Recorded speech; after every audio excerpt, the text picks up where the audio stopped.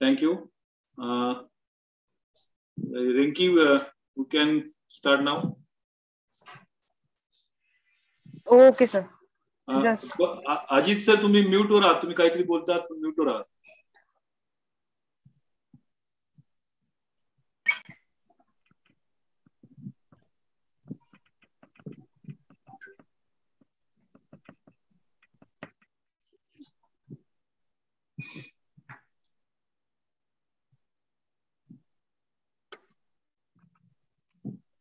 Ajit sir. Hello. Ajit sir. Am I audible? Yes, sir.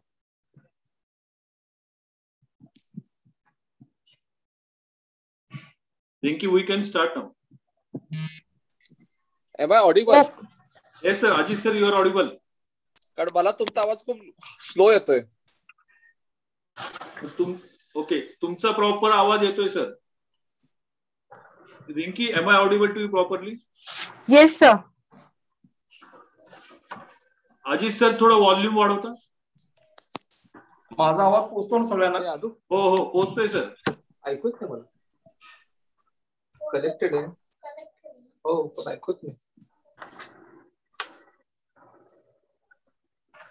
एक on करू का?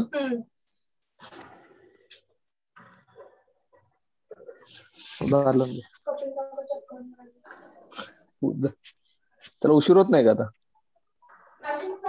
Hello. Yes, sir. Hello. Now I am getting voice. Very good. Okay. Can I start? I will just adjust over here. Okay.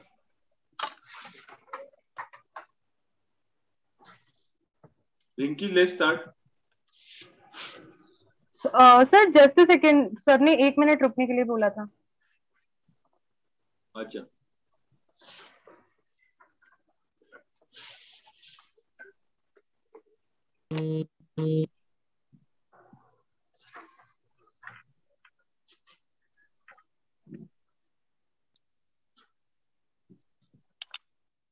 Sir आपण YouTube वर live आहोत, चालू करा ना. Rinki, you start. Okay, sir. Yeah, I am ready. Okay. Kulkarni sir, तुमचं लॅपटॉपचं screen थोडंसं मागे घ्याल का? कारण तेच बहुतेक स्क्रीन वरती परत दिसतंय. Good evening, everyone. Good evening. Shwetali ma'am, आपकी आवाज आ रही है, I guess. Good evening, everyone. I, Rinki Kithani, Secretary Pune Vikasa, would like to welcome CA Sameer Ladda, Pune branch of ICAI Chairman, CA Kashinath Patare, Vikasa Chairman, CA Sandeep Desarda, Ahmednagar branch Chairman, CA Praveen Bangat, Aurangabad Secretary, CA Keyur Dedia, Chairman of Akola branch, CA Nilasha Nagaja, Chairperson of Solapur, CA Vishal Chavan, Chairman of Latur, and our today's speakers, that is Dr. Ajit Kulkarni and Dr. Deepak Ladda. I would like to request Chairman of Pune branch of ICAI and Treasurer CA Sameer Ladda to give opening remarks for today. Well, thank you, Rinki. Today's eminent speakers, Dr. Deepak Ladda, Dr. Ajit G. Kulkarni, Chairman Solapur Nilasha Nogza, Chairman Ahmednagar branch Sandeep Desarda, C. Praveen Bangat, Secretary Aurangabad branch, C. Vishal Chavan, Chairman Latur branch in absentia. He is expected to join soon. C. Keyur from Akola branch. My co-chairman, C. Kashinath Patare, Chairman Vikasa from Pune branch, and Secretary Rinki from Vikasa Pune branch, and all the participants.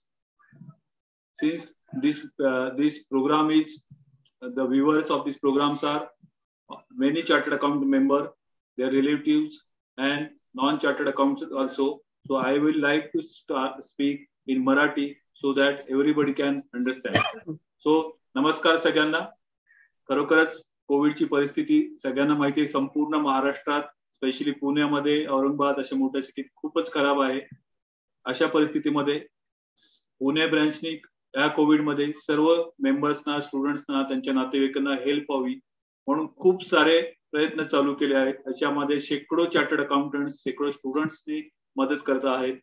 असेच उपक्रम इतर branches मध्ये पण चालू आहेत. सर्वच ICAच्या सर्वच ब्रँचेसनी काही ना काही जे काही शक्य आहे ती मदत आपापल्या मेंबर्सना, आपापल्या स्टुडंट्सना करणं चालू केले आहे.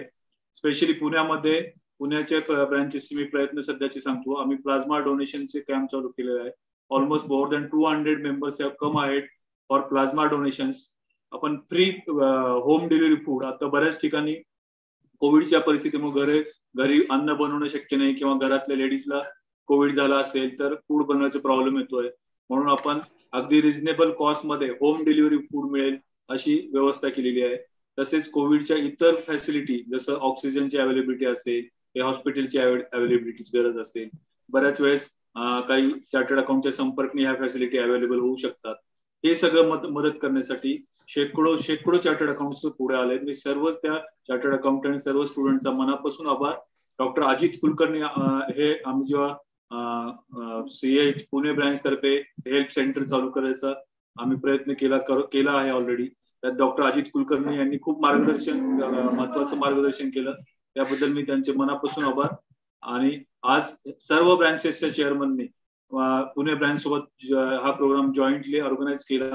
त्या सर्व ब्रँचेसचे नगर, औरंगाबाद, सोलापूर, लातूर, अकोला या सर्व ब्रँचेसचे चेअरमन, कमिटी मेंबर्स यांचे मनापासून आभार. डॉक्टर दीपक लड्डा, डॉक्टर अजित कुलकर्णी, आपण सध्या खूप बिझी आहात. सध्या सगळ्यात जास्त बिझी कोण असते तर डॉक्टर्स आहेत. याची आम्हाला पुरेपूर जाणं आहे. पण आपण ह्या दोघांनी आम्हाला खूप इम्पॉर्टंट वेळ दिला. त्याबद्दल ह्या सर्व ब्रँचेस तर्फे मी आपले आभार मानतो. धन्यवाद. Rinki, over to you for further process. Okay, sir. Thank you so much, sir. Now, before starting with our session, I would like to give a short introduction of our speaker, Dr. Ajit Kulkarni. Dr. Ajit Kulkarni has done his graduation in MBBS and post-graduation in DTDC and DNB in respiratory disease. Adding further to his achievements, he has also done fellowship in the American College of Clinical Pharmacy. At present, he is working as head of pulmonary disease and lung transplant department of Sahyadri Hospital. He is a member of American Society of Chest Physicians, European Respiratory Society, Indian Chest Society, and is practicing since past 10 years. Waiting for your amazing session, sir. Over to you, sir. Rinki, just to interrupt Dr. Ajit Kulkarni, just a moment. Before you start, I request all the chairmen of branches one by one, just within your 2 minutes, please give me a brief what your branches are doing for the members of your particular branch. I start with Sandeep, please within 2 minutes. Yeah, thank you Samir for giving this opportunity. सर्वप्रथम मी पुणे ब्रांचचे विशेष आभार व्यक्त करतो की त्यांनी या Covid situation मध्ये डॉक्टरांना या ठिकाणी उपलब्ध केलं आणि आपल्या ज्या काही शंका आहेत आपण त्यांच्याकडनं समजून घेऊया. यासाठी आपल्यासोबत लातूर, सोलापूर, औरंगाबाद आणि अकोला ब्रांच सुद्धा जॉईन झाले. त्यांचं या ठिकाणी स्वागत. डॉक्टर, मी तुमचा मनापासून आभारी आहे डॉक्टर अजित कुलकर्णी आणि दीपक लड्डा. सर, मला आपला एक स्पेसिफिक काही क्वेरी या ठिकाणी विचारायचे आहेत. मी जस्ट आता पॉझिटिव्ह होतो. बऱ्याचदा काय होतं की आपल्याला सिम्पटम्स दिसायला लागतात, म्हणजे खोकला येणं किंवा चव जाणं किंवा थकवा येणं. तर आपण आणि अशा वेळी की मनात येतं की आता आपली टेस्ट करायची की नाही करायची, कारण एक कुठेतरी अंदाज आलेला असतो की हे सिम्पटम्स आहेत म्हणजे मी पॉझिटिव्ह आहे. तर मग टेस्ट केल्यानंतरच आपण औषधोपचार स्टार्ट करायला हवे की टेस्ट न करताही आपण औषधोपचार आधी स्टार्ट करून नंतर टेस्ट केली तरी चालेल का? आणि दुसरा प्रश्न असा आहे की एक्झॅक्टली आपण हॉस्पिटलाइज कधी व्हायला हवं, कारण माझा स्वतःचा स्कोर HRCT अगोदर 3 आला, नंतर 7 आला. माझे बरेचसे मित्र डॉक्टर आहेत, मी सल्ला घेतला. निम्म्यांनी मला सांगितलं की तुम्ही आता हॉस्पिटल होण्याची गरज नाही, तुम्ही घरी सुद्धा रिकव्हर होऊ शकता. निम्म्यांनी सांगितलं की नाही, सेफर साईड तुम्ही हॉस्पिटलाइज झालं पाहिजे. तर हा एक कन्फ्युजन असतो. ठीक आहे, 8-9 पुढे स्कोर गेला की त्याला हॉस्पिटलाइज होणं रेमेडिसिवर कदाचित ते असेलही, परंतु या बॉर्डर केसला काय करायचं? आणि HRCT जर तुम्ही डिस्चार्ज घेता त्या सुद्धा HRCT परत केली पाहिजे का? म्हणजे जेणेकरून मी केलेली नाहीये म्हणून मला तो एक प्रश्न आहे की मी आता एकदम फाईन आहे, तंदुरुस्त आहे, परंतु खरंच HRCT परत करायला हवी होती की नाही हे मला डॉक्टरांनी सांगितलं की नाही, आता तुम्ही ब्लड टेस्ट केली त्याच्यावर हे लक्षात येतं की करायची गरज नाहीये. तर या काही शंका आहेत, तर आपल्या याच्यातनं या शंकाचं निरसन व्हावं ही इच्छा. Thank you so much. Over to you. Thank you Sandeep. मैं थोड़ा बीच में बोलूं क्या? डॉक्टर साहब जस्ट थोड़ा मैं डिस्टर्ब करता हूँ, इफ यू डोंट माइंड. मुझे ऐसा लगता है कि एक बार अजीत कुलकर्णी का और मेरा सेशन कंप्लीट होने दो, इसमें आपको काफी जॉब ऐसे ही मिल जाएंगे. तो पहले ये सेशन होने दो, उसके बाद we will put questions and answers. Okay, that will be more better. We will have question answer session at last. ये बाद में करेंगे, पहले एक बार हो जाने दो, उसमें काफी सवालों की जवाब ऐसे ही मिल जाएंगे आपको. Yes, surely. Keyur, please your view within 1 minute. Thank you, Samir sir. Good evening to all. And सबसे पहले तो थैंक्स कि आपने सभी ब्रांचेस को जोड़ा है. And warm thanks to doctor Deepak sir and doctor Ajit sir. आप कोविड के बारे में सभी मेंबर्स को और पेशेंट्स को सभी को गाइड करेंगे. ब्रांच के एंगल से भी सभी अपने अपने ब्रांच पे इफेक्टिव स्टेप्स लिए जा रहे हैं, चाहे ब्लड डोनेशन हो या फिर आगे वैक्सीनेशन ड्राइव हो. तो वो सभी चीजें जैसे आपने सर अभी कहा कि क्वेरीज बाद में ही लें, तो दिमाग में बहुत सारी क्वेरीज थी, पर अब मैं उसके ऊपर कुछ ज्यादा फोकस नहीं करता हूं क्योंकि आपका सेशन में जरूर वो क्वेरीज सॉल्व हो जाएंगी. तो मैं सभी से बस यही रिक्वेस्ट करता हूं कि all patiently have a listening to this session. और सर जो भी बताते हैं बिल्कुल ध्यान से सुनिएगा एंड हम सभी के क्वेरीज सॉल्व हो जाएंगे. Then we'll have a discussion further if any queries are left. Thank you all and thank you once again Sameer sir for giving us this chance to join for this session. Thank you, Keyur. Sandeep from Aurangabad branch, Sandeep Bangad. Good evening all. Ladda sir and Kulkarni sir. The expert speaker, today's speaker, Samir sir, सगळ्यात आधी तुम्ही हे session organise केलं, really thanks. आणि सगळ्या ब्रांचला join करून घेतलं. आज कुलकर्णी सर आणि लड्डा सर, आज काय झालेलं आहे ना की व्हॉट्सअप युनिव्हर्सिटी एवढी मोठी झालेली आहे ना की काहीतरी त्याच्यावर प्रत्येक लेटेस्ट टॉपिक काही ना काही डिस्कशन किंवा मीट्स किंवा काही ना काही चालू असतं. तर हा टॉपिक घेणं खूप महत्वाचं होतं, ज्याच्यात भरपूर मिथ्स. आणि जसं आता लड्डा सर म्हटले की सेशन संपल्यानंतर मला वाटतं की आमच्या मनातले सगळेच डाऊट्स किंवा मिथ्स क्लिअर होऊन जातील. तर आय थिंक हा सेशन एकदम मिथ ब्लास्टर सेशन असेल सगळ्यांसाठी. So thanks a lot and I am curious to listen both of you. Thank you, Praveen. Over to you, sir. Nilasha. Nilasha,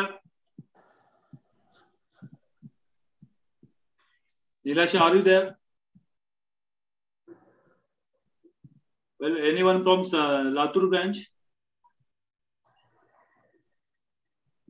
Nandkishor ji Kabra, Neelasha है क्या? मैडम अभी तक ज्वाइन किया नहीं, मैं पार्टिसिपेंट्स में देख रहा हूँ, अभी तक शायद ज्वाइन किया नहीं है उन्होंने. Okay, anyone from Latur branch?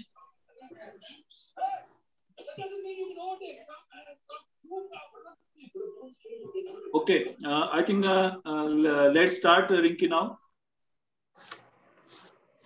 Okay sir.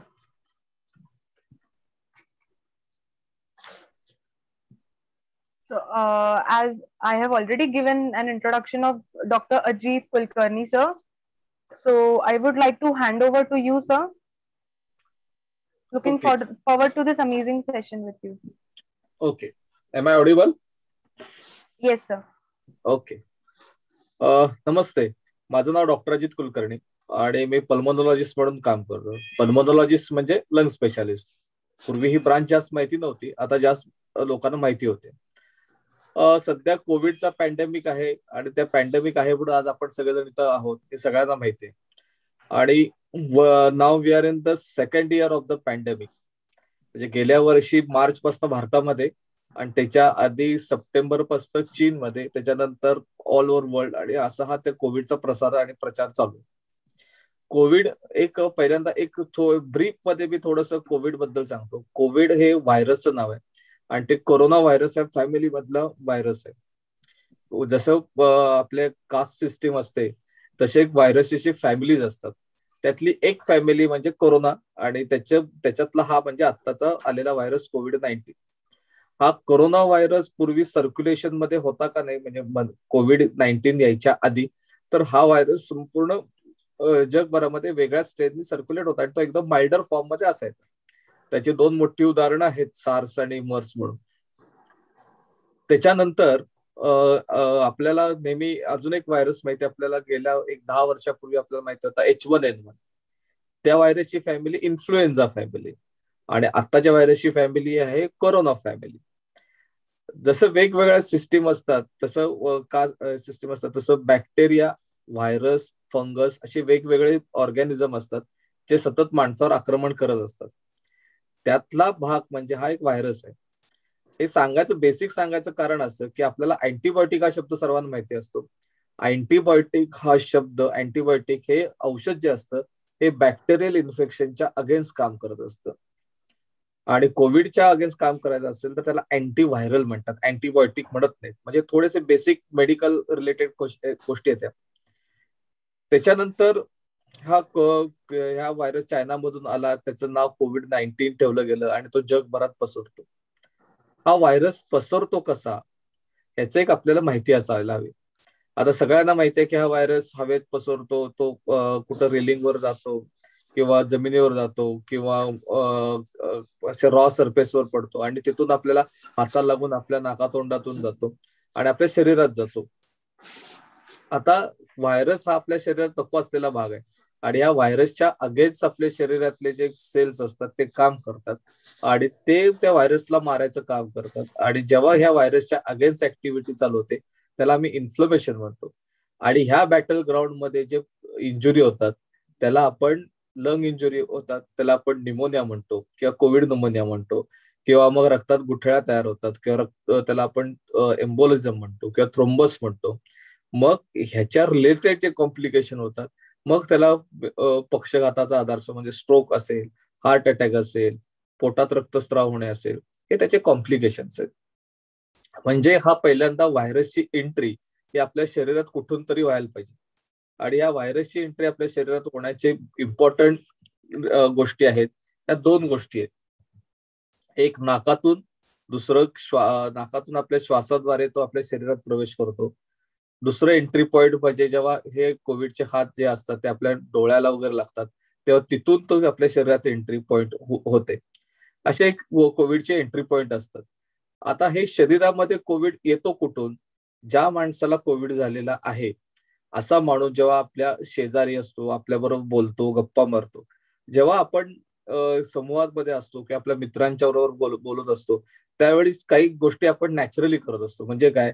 Second करणे, खांद्यावर हात ठेवणे, गप्पा मारताना काय काय आपण हग करतो किंवा कुठेही आपण रेलिंगला हात लावतो, खिशात असतो, लिफ्टच्या बटनाला हात लावतो किंवा अशा बऱ्याच ठिकाणी आपण कळत न कळत आपल्या ह्या ऍक्टिव्हिटी चालू असतात.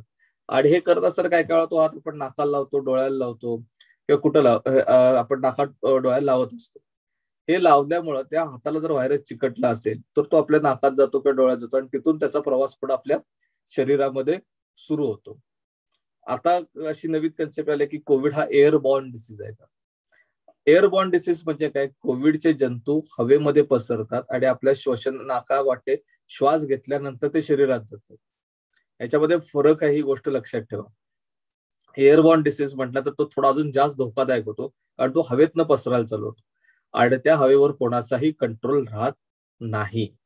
मग असा हा व्हायरस जेव्हा आपल्या शरीरात जातो तेव्हा तो शरीरात गेल्यानंतर त्याच्या अगेन्स्ट, म्हणजे त्या व्हायरसच्या अगेन्स्ट आपल्या शरीरातले जे सेल्स असतात ते काम करायला चालू करतात. आणि हे काम करायला कुठून चालणार? अगदी नाकापासून सुरुवात होते, नंतर तो घशात येतो, घशामध्ये पण येतो, घशातून मग तो श्वास नलिकेत जातो, काय काय वेळा आपण आवंडा गिळतो, थुंकी गिळतो, तसा तो पोटात जातो आणि इथून गेल्यानंतर त्याचं काम चालू होतं. आता हे सांगण्याचं कारण कसं? तर जेव्हा नाकात जातो तेव्हा आपली कुठलीही फॉरेन बॉडी किंवा नाकात गेली तर त्याचा आपला पहिला डिफेन्स मेकॅनिझम काय? शिंका आहे. त्याच्यानंतर शिंका आल्यानंतर काय काय नाकातनं पाणी गळायला लागतं. याला आपण सिजनल सर्दी म्हणतो. आपण सगळ्यांना माहिती आहे कॉमन कोल्ड हा शब्द सगळ्यांना तोंडपाठ आहे. कॉमन कोल्ड म्हणजे काय? वातावरण चेंज झालं की सर्दी होते. हे ते व्हायरसचाच भाग आहे. कोरोना हा व्हायरसचाच भाग आहे. म्हणजे कोरोना हा व्हायरसच आहे. जेव्हा आपण नाकात जेव्हा जातो तेव्हा सर्दी शिंका यायला लागतो. जेव्हा तो घशापर्यंत पोचतो घसा दुखायला लागतो. जेव्हा तो फुफ्फुसात जायला लागतो, लंग्स मध्ये जायला लागतो, तेव्हा खोकला, दम लागणे या गोष्टी होतात. आणि जेव्हा तो पोटामध्ये जातो तेव्हा लूज मोशन होतात. आणि मग ह्याला अनुषंगाने बाकीचे काय तर अंग दुखायला चालू होतं. अंग दुखण्याचे प्रकार काय? पाठदुखी, कंबर दुखी, पाय दुखणे, सगळे बॉडी पेन होणे, सगळे जॉईंट पेन होणे, हे सगळं त्या कोरोनामुळे होतं. म्हणजे काय, मी थोडक्यात तुम्हाला काय काय सांगितलं की कोरोनाचे साईन्स सिम्पटम्स काय काय साईन्स आहेत. मग सर्दी, रायनायटिस म्हणतो सर्दी, नाकातनं पाणी गळणे, शिंका येणे, त्याच्यानंतर घसा दुखणे, त्याच्यानंतर लूज मोशन होणे, अंग दुखणे, पाठ दुखणे, पाय दुखणे, त्याच्यानंतर खोकला येणे, दम लागणे. आणि ह्याच्या बरोबर आता आपल्याला डेंग्यूचं इन्फेक्शन झालं की ताप येतो, किंवा मलेरिया झाला तरी ताप येतो, तसं कोविड झाल्यावर सुद्धा ताप येतो. मग ताप, फिवर म्हणतो आपण त्याला. हे हे सगळे कॉम्बिनेशन मध्ये आपल्याला आजार कोविडची लक्षणं आहेत. म्हणजे मी आता जेवढी कारणं एन्युमरेट केली ही 1, 2, 3 किंवा सगळीच ह्या पेशंटमध्ये असू शकतात. म्हणजे काय काय पेशंटला थोडक्यात सांगायचं, काय काय पेशंटला नुसतं शिंका सर्दी असते, काय काय पेशंटला नुसतं घसाच दुखतो, काय काय पेशंटला नुसतं लूज मोशन होतात, काय काय पेशंटला नुसतं बारीक ताप येतो, काय काय पेशंटला नुसतं अंग दुखतो, काय काय पेशंटला दम लागायला लागतो. तर हे सगळे सिम्पटम्स आहेत. हे सांगण्याचं कारण असं की आपल्याकडं एक पद्धत आहे की थोडं अरे मला एक काल काय तर खाल्ण्यात आलं म्हणून मला लूज मोशन झाली असं आपण म्हणतो. कारण आपला कल असतो की लूज मोशन झाली की जे काय खाल्लेलं आहे काल परवा त्याला दोष देणे, हे आपल्याकडे कल असतो आणि आपण ऍक्सेप्ट करत नाही की कोरोनाचं लक्षण असू शकतं. दुसरं, अंग दुखायला लागलं, पाय दुखायला लागले, नुसते अंग दुखायला पाय दुखले, नाही मी काल जरा काम जास्त केलं होतं, काल मी जरा इकडे फिरून आलो त्याच्यामुळे माझं अंग दुखतंय, हे आपलं दुसरं एक्सक्यूज असतं. तिसरं, जर आपल्याला सर्दी होत असेल तर तिसरं एक्सक्यूज काय असतं की नाही मला दरवर्षीच नेहमी सर्दी असते, सर्दी प्रत्येक ऋतूमध्ये झाली की म्हणजे आपली इम्युनिटी चांगली असते अशी लोकांची समज असते. तशी माझी इम्युनिटी चांगली आहे, मला दर ऋतूत सर्दी होते. हा तिसरा आपलं एक्सक्यूज असतं. चौथा एक्सक्यूज असतो खोकला असतो, तर काय बारीक खोकला असतो मला कधीतरी, असं आपण खोकला म्हणून त्याकडे दुर्लक्ष करतो. पाचवं एक्सक्यूज काय असतं की ताप, बारीक ताप आहे तो काय क्रोसिन घेतली की जातो. कोविडचा ताप क्रोसिन घेऊन जात नाही का? जातो ना. कोविडचा ताप पण क्रोसिन घेऊन हा जात असतो. सो हे का सांगायचं कारण असं की आपण ह्या सगळ्या सिम्पटम्स कडे दुर्लक्ष करतो आणि ह्या सिम्पटम कडे दुर्लक्ष केलं तर ते आपल्याला महागात पडतं. म्हणून सांगतो की जेव्हा हे सगळे सिम्पटम दिसत असतात तुम्ही, कारण पॅन्डेमिक जेव्हा असतं तेव्हा हे सगळे सिम्पटम त्या आजाराशीच जोडायला लागतात आपल्याला.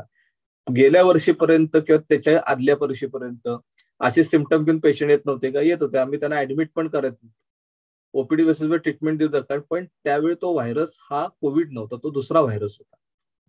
आणि आता येणारा व्हायरस हा कोविड व्हायरस आहे आणि त्याने पूर्ण समाजात हॅवॉक केले. आता दुसरा पार्टवर येतो, जेव्हा आपल्याला खोकला लागतो किंवा दम लागतो, याचा अर्थ काय?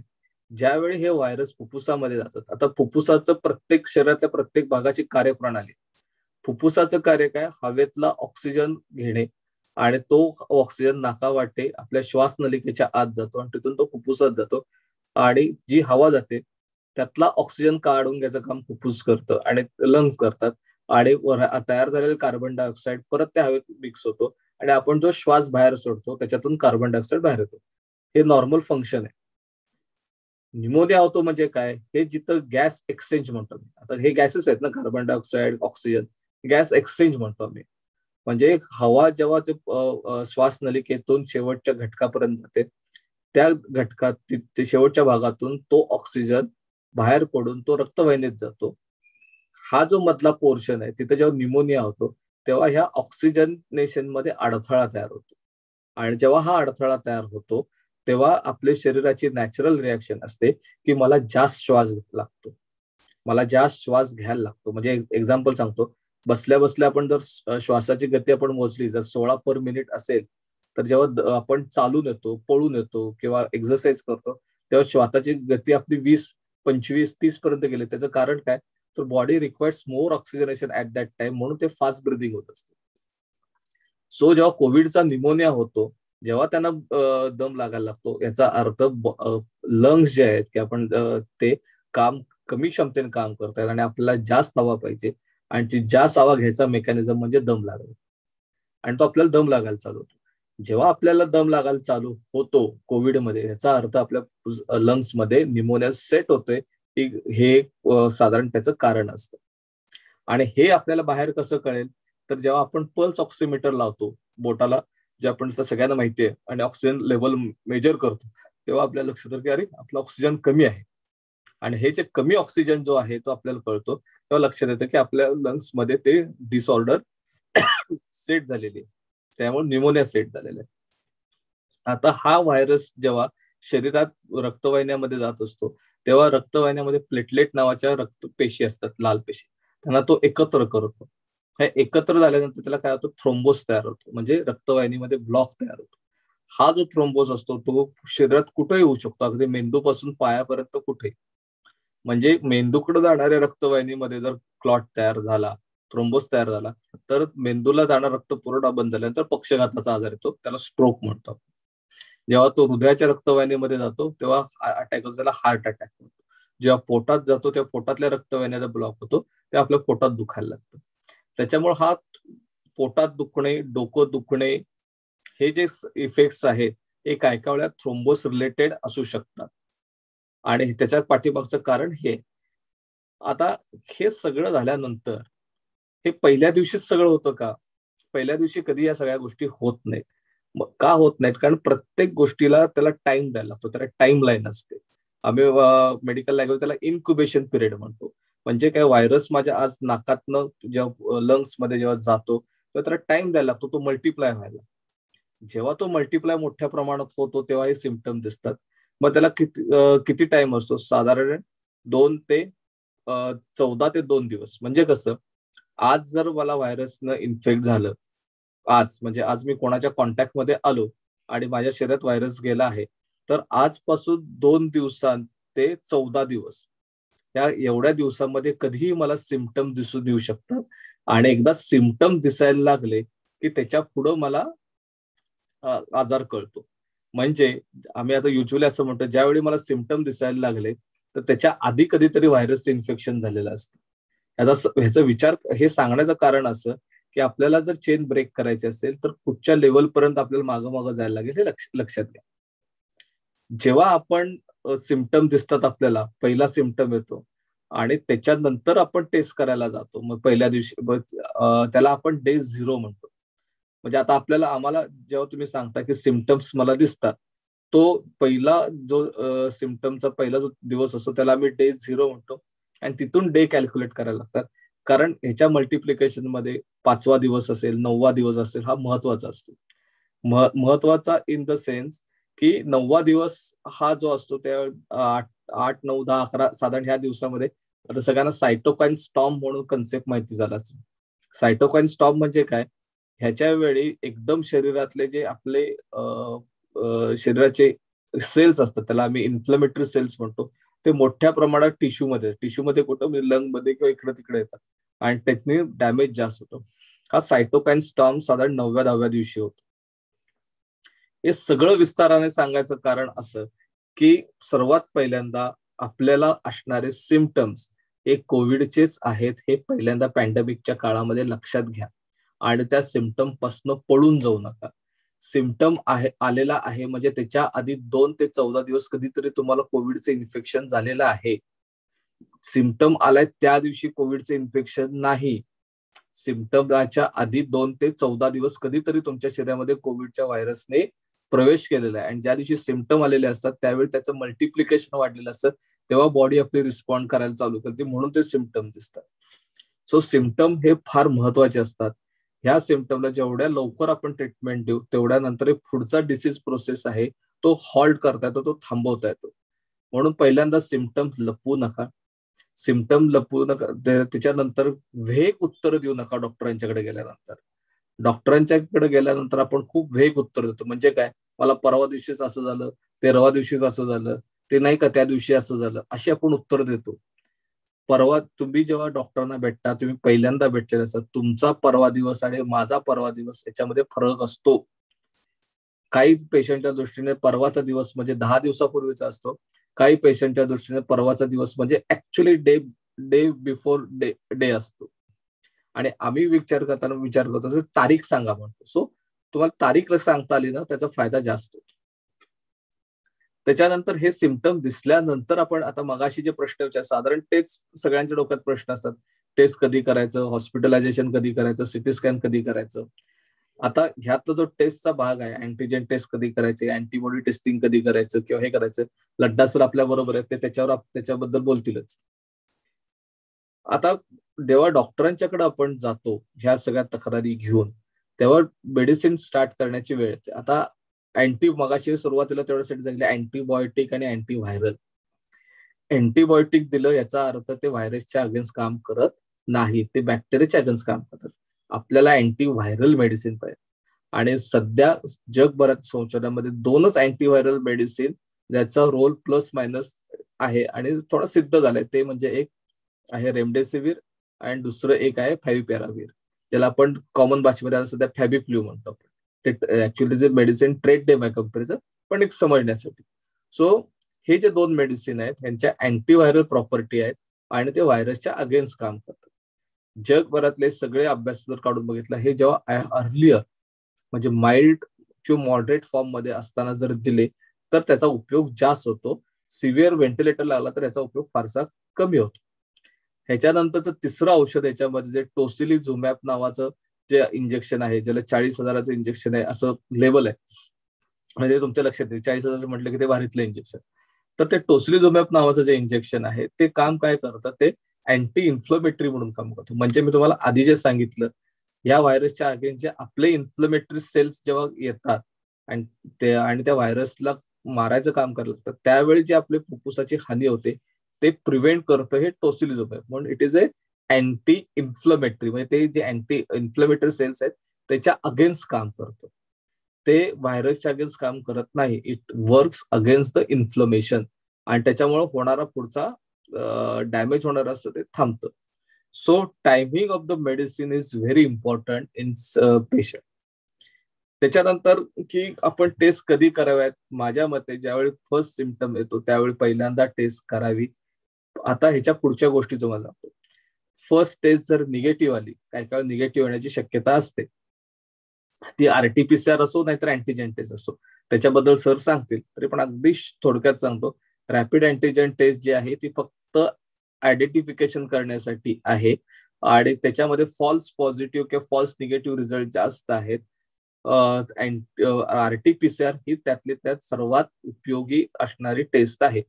सो पहिली RT-PCR जर चुकून निगेटिव्ह आली तर काय, तर तुम्ही निगेटिव्ह आहात का, तर तुम्ही निगेटिव्ह नाही.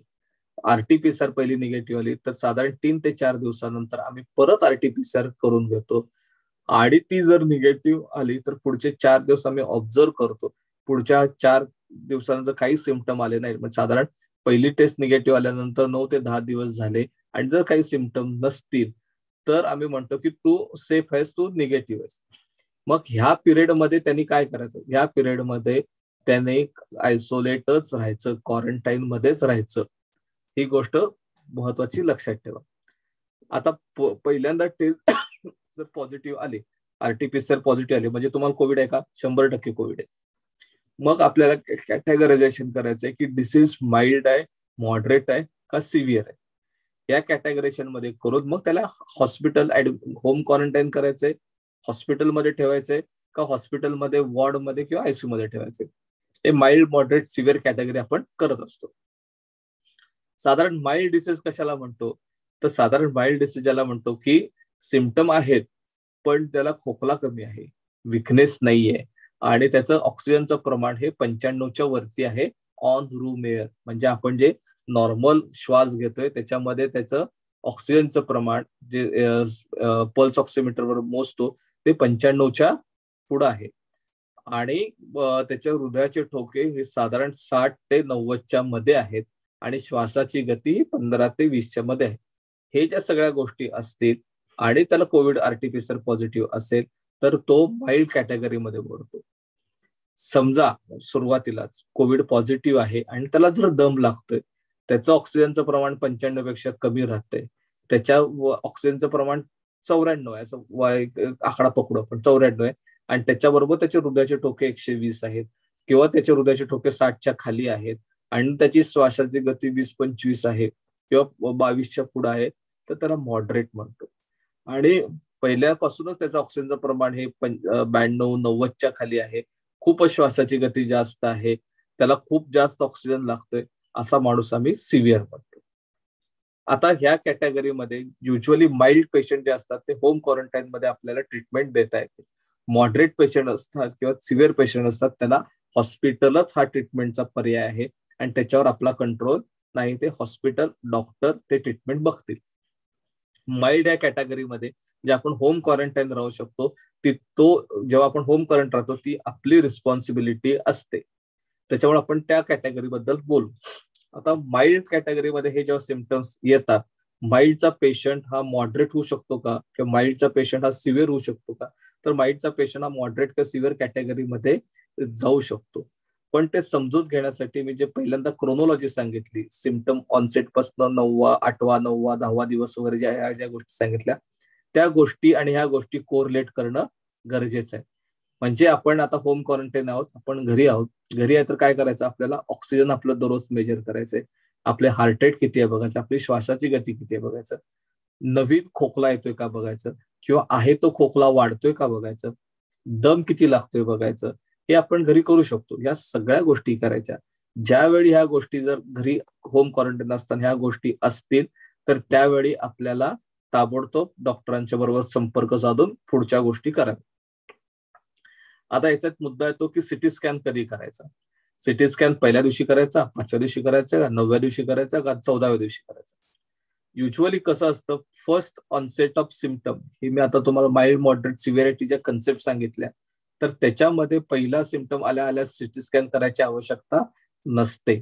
तुमच्या डॉक्टरनं त्याला अनालिसिस करू द्या, त्याला बघू द्या, आणि त्याच्यानंतर if he feels that CT scan करायची गरज आहे तरच तुम्ही सिटी स्कॅन करा, नाहीतर सर सकट स्वतःहून जाऊन सिटी स्कॅन करायची गरज नाही. जेव्हा आपण क्वारंटाईन पकडतो, त्याचा डे 0 मी पकडला, म्हणजे समजा आजच्या दिवशी क्वारंटाईन झाला तर आजचा डे 0 पकडला, तर उद्यापासून मी तुमचं जेव्हा मॉनिटरिंग सुरू होतं, जेव्हा आमच्या लक्षात येतं की नाही ह्याचं सॅच्युरेशन कालपर्यंत 95-96 राहायचं, आज 94 काय येते, त्याचे हार्ट रेट थोडा वाढलेला दिसतोय, त्याला दम थोडा वाढलेला दिसतोय, त्याला खोकला वाढलेला दिसतोय, ऍट दॅट टाइम आम्ही त्याला सांगतो ताबडतोब सिटी स्कॅन करून घे, कारण that is the right time to pick up the patient, get admitted and start treatment. ही गोष्ट लक्षात ठेवा. आता क्वारंटाईन पिरियड मध्ये असताना मेडिसिन्स काय घ्यावे, आपल्याकडे बऱ्याचशा पॅथी आहेत, ॲलोपॅथी, होमिओपॅथी, आयुर्वेदिक, सगळ्या पॅथी आहेत. सगळ्यांना होमिओपॅथीतली मेडिसिन माहिती आहेत, आयुर्वेदिकली मेडिसिन माहिती आहेत, ॲलोपॅथी मधले मेडिसिन माहिती आहेत. मी पगाशी सुरुवातीला सांगितलं असं, अँटीव्हायरल प्रॉपर्टी असलेले 2च ड्रग आहेत, एक फॅव्हिपिरावीर आणि एक रेमडेसिवीर. ओरल फॉर्म्युलेशन मध्ये अवेलेबल असलेलं फॅव्हिपिरावीर किंवा त्याला आपण फॅव्हिफ्ल्यू म्हणतो, आणि IV फॉर्म मध्ये म्हणजे इंजेक्शन मध्ये द्यायचं ते रेमडेसिवीर. तर फॅव्हिफ्ल्यू जे मेडिसिन्स आहे ते आम्ही सुरुवातीला माइल्ड सिम्पटम्स मध्ये चालू करतो, त्याच्याबरोबर मल्टीव्हिटॅमिन देतो, त्याच्यानंतर त्याच्याबरोबर इकोस्पिरिन नावाची गोळी देतो. इकोस्पिरिन ही रक्त पातळ करणारी गोळी, ती का द्यायचं ह्याचं कारण मी मगाशी सांगितलं, रक्ताच्या गुठळ्या होण्यापासून प्रिव्हेंट करण्यासाठी, आणि ती रक्तातल्या गुठळ्या आहेत का नाही बघण्यासाठी त्याला जोडून असलेली तपासणी म्हणजे D-डायमर नावाची तपासणी. ती जर खूप जास्त असेल तर काय काय वेळा आम्ही इकोस्प्रिन बरोबर एक अजून एक मेडिसिन आहे, ते अक्युटली रक्त पातळ करतं. इकोस्प्रिन काय करतं, प्लेटलेट एकमेकांना चिकटण्यापासून प्रिव्हेंट करतं, आणि जी दुसरी गोळी आहे ती काय करतं की जे क्लॉट जर ऑलरेडी झाला असेल तर ते डिझॉल्व्ह करायला मदत करतं. सो D-डायमर या टेस्टच्या रिपोर्टवर, रिझल्टवर आम्ही ती दुसरी गोळी ऍड करायची का नाही हे ठरवतो.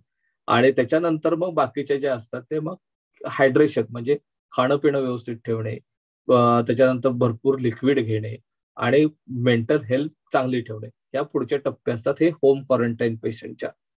आता याच्यामध्ये काय होतं, चव जाते, वास जातो, ह्या सगळ्या गोष्टी. चव जरी गेली तरी आपल्याला, जसं आपण एक गोळी औषध म्हणून घेतो तसं अन्न सुद्धा हे औषध म्हणूनच खायला लागतं. सकाळ, दुपार, संध्याकाळ जेवढं तुम्ही व्यवस्थित तुम्हाला खाणं पिणं तुमचं नीट ठेवा, तसं ते इम्युनिटी बूस्ट व्हायला मदत होते. तसा तुमचा विकनेस कमी होतो आणि आजाराला फाईट करण्याची कॅपॅसिटी वाढते. सो होम क्वारंटाईनचं तत्व काय? Take a proper treatment, keep in touch with the medical practitioner, take a proper food आणि ह्या सगळ्या गोष्टी झाल्यानंतर जेव्हा पेशंट ऍडमिट होतो, ऍडमिट झाल्यानंतर आपल्या हातात काही फारसं नसतं. Let the hospital decide. Hospital means doctor decide की ऑक्सिजन पाहिजे, ऑक्सिजन नको आहे, हे डॉक्टर ठरवते. ऑक्सिजन मध्ये आता आपल्याला त्या पद्धती माहिती आहे, 2 लिटर लागतो, 10 लिटर लागतो, हे लागतं ते लागतं. ते हॉस्पिटल मधले डॉक्टर ठरवतील किती लिटर लागतं, हे ठरवतील ते. त्याच्यानंतर ह्याच्या हॉस्पिटल ऍडमिट केल्यानंतर 2 प्रकार असतात. NIV म्हणतो, म्हणजे नॉन इन्व्हेसिव्ह व्हेंटिलेटर, आणि दुसरा असतो इन्व्हेसिव्ह व्हेंटिलेटर. त्या डिटेलमध्ये आपण जायला नको, कारण ते खूप व्हास्ट टॉपिक होईल आणि ते त्याच्यानंतर गोष्टी वेगळ्या दिशेने जातात. सो ह्या सगळ्या गोष्टी ऐकल्यानंतर मी आता मगाशी सांगितलं तसं, लड्डाजींनी सांगितलं तसं ओपनिंग स्टेटमेंट मध्ये आम्ही हे डिस्कस करताना आपण काय करू शकतो, तर आपला रोल आहे सिम्पटम आल्यानंतर होम क्वारंटाईन पेशंट होईस तोपर्यंत हा आपला रोल आहे. म्हणजे काय, आपल्याला कोरोना कसा होऊ नये हे बघणे. कोरोना झाल्यानंतर जर आपण होम क्वारंटाईन झालो तर होम क्वारंटाईन मध्ये काय काळजी घ्यावी आणि तिथं लोकांना काय मदत करावी, हे इथपर्यंत हा आपला रोल आहे. आता प्रिव्हेंशन मध्ये काय, मी व्हायरस कसा जातो मगाशी सांगितलं, तर ते प्रिव्हेंट करायचं असेल तर सोशल डिस्टन्सिंग कन्सेप्ट अशासाठी आली आहे की 6 फुटापेक्षा जास्त डिस्टन्स असेल तर तो व्हायरस डायरेक्ट आपल्या अंगावर येत नाही, तो मध्ये कुठेतरी जमिनीवर वगैरे जाऊन नंतर तो नॅचरली डिके होऊन जातो. म्हणून सोशल डिस्टन्सिंग, 6 फुटापेक्षा अंतर जास्त ठेवणे. सोशल डिस्टन्सिंग आपण सगळीकडे पाळू शकतो, पण आपल्या लोकांची मेंटॅलिटी नाही. दुकानात गेल्यानंतर आडवं काउंटर असतं, काउंटरवर आपण एकमेकांच्या पाठीमागे अगदी खांद्याला खांदा लावून चिकटून उभं राहतो. आत काउंटरच्या पलीकडे काम करणारी माणसं 2च असतात. ते समोरच्या माणसाचं काम झाल्याशिवाय पाठीमागच्याला देणार नाही ते माहिती असतं, तरी सुद्धा आपण तिथं उगीच गर्दी करतो. आपण त्या माणसाच्या पाठीमागं 6 फूट अंतर ठेवून उभं राहू शकत नाही का? उभं राहू शकतो. लाईन कितीही जरी मोठी झाली तरी त्या माणसाला जोपर्यंत आतला माणूस तुम्हाला सामान देणार नाही तोपर्यंत तुमचं काम होणार नाही. कितीही तुम्ही तिथं आजूबाजूला गर्दी केली तरी ते होणार नाही. सो सोशल डिस्टन्सिंग हे खूप महत्वाचं आहे. त्याच्यानंतर वेअरिंग अ मास्क वापरणे हे त्याहून महत्वाचं आहे. मास्क क्लीन करणे, नुसतं वापरणे नाही, तो क्लीन करणे हे तितकंच महत्वाचं आहे. त्याच्यानंतर हात सॅनिटायझरने स्वच्छ करणे किंवा साबण लावून हात स्वच्छ धुणे, 20 सेकंदापर्यंत हात धुणे हे महत्वाचं आहे. हे सगळे चेन ब्रेक करण्यासाठी उपयोगी पडणाऱ्या गोष्टी आहेत. सर्वात चौथं महत्वाचं की आपल्याला झालेले सिम्पटम हे कोविडचे असू शकतात हे समजून घ्यावेत. आपल्याला कोविड होऊ शकतो हेही समजून घ्यावं. माझी इम्युनिटी स्ट्रॉंग आहे, मला कोविड होणार नाही, अशा कुठल्याही भ्रामक कल्पनेत राहू नये. अलर्ट राहिला, लवकर ट्रीटमेंट घेतली तर माणूस लवकर बरा होतो, हे गोष्ट लक्षात ठेवा. त्याच्यानंतर होम क्वारंटाईन झाल्यानंतर, होम क्वारंटाईन सांगितल्याचा अर्थ असा की जर तुम्हाला घरी राहायची सोय असेल, म्हणजे काय, तर तुम्ही सेपरेट रूम मध्ये राहणं अपेक्षित असतं, त्याच्याबरोबर तुमचं सेपरेट संडास बाथरूम असणं अपेक्षित असतं. होम क्वारंटाईन म्हणजे घरचे सगळ्यांच्या बरोबर मिसळून राहायचं आणि मी फक्त बाहेर जाणार नाही असं होम क्वारंटाईन नाही. होम क्वारंटाईन म्हणजे आपल्या घरामध्ये एका रूम मध्ये राहणे आणि त्या रूम मध्ये घरच्या कुठल्याही मेंबरने प्रवेश न करणे, याला होम क्वारंटाईन म्हणतात. नाहीतर काही जणांच्या लोकांच्या अशा कन्सेप्ट असतात की होम क्वारंटाईन झालं म्हणजे मी घरात आहे, मी घराच्या बाहेर जात नाही ना, मी घरात माझ्या फॅमिली मेंबर मध्ये फिक्स. म्हणजे माझा एक पेशंटने मला सांगितलं, त्याचा फोन आला होता, सर मला खोकला होतोय, मला तो असं दमल्यासारखा वाटला. मी त्याला विचारलं, अरे का, अरे तुला दम पण लागतोय, सॅच्युरेशन वर काय? तो म्हटलं सॅच्युरेशन वर माझं व्यवस्थित आहे, आता जरा घरच्यांच्यावर क्रिकेट खेळत होतो. कोविड पॉझिटिव्ह पेशंटचे हे त्याचे वाक्य आहेत, म्हणजे ही रिअल स्टोरी आहे. त्याला मी त्यावेळी खूप झापला. त्याच्यानंतर त्याची नंतरची सगळी फॅमिली पॉझिटिव्ह आहे, इन्क्लुडिंग लहान मुलं. सो होम क्वारंटाईनचा अर्थ रूम मध्ये राहणे. आणि जर होम क्वारंटाईनची सोय नसेल तर क्वारंटाईन सेंटर असतात, तिथं जाणे आणि तिथं राहणे. क्वारंटाईन सेंटर मध्ये जायला घाबरू नका. फक्त तुम्हाला तिथं 10 दिवस राहायचं आहे, 10 ते 12 दिवस, जास्त दिवस नाही. आयुष्यातले 10 दिवस तिथं राहिल्याने आपल्याला काहीही बिघडत नाही. ही गोष्ट पूर्णपणे लक्षात ठेवा. आणि ही जर चेन ब्रेक करायची असेल तर आपल्याला ह्या गोष्टींमध्येच आपल्याला पुढे जायला लागतात. आता सिटी स्कॅन कधी करायचा मी सांगितलं. सिटी स्कॅन करताना डॉक्टरांना डिसिजन घेऊ द्या, आपण सिटी स्कॅन करू नका. आणि कोविड झाल्यानंतर सिटी स्कॅन कधी करतात? कोविड झाल्यानंतर डिपेंडिंग अपॉन सिव्हिरिटीवर आम्ही सिटी स्कॅन कधी करायचा ठरवतो.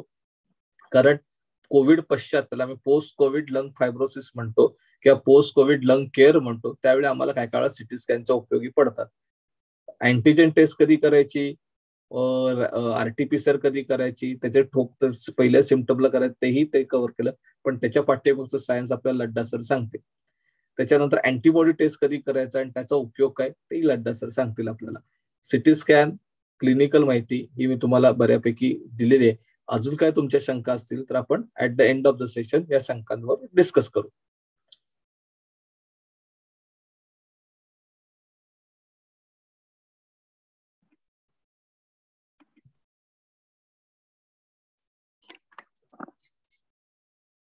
Thank you, Ajit sir. Rinki? Yes, sir. Yes, now I introduce Dr. Deepak Ladda in short and he will take his part. Yeah.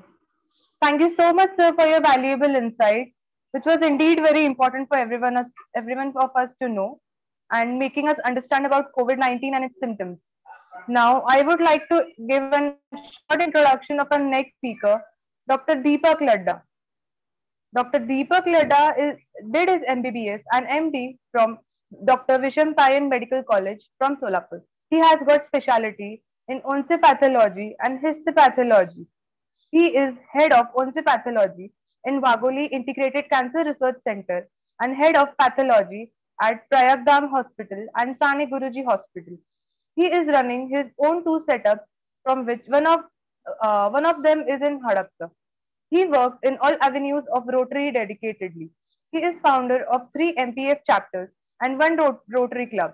He always makes interest in delivering academic speeches and motivational speeches in the area of how to achieve your goal in life and importance of charity.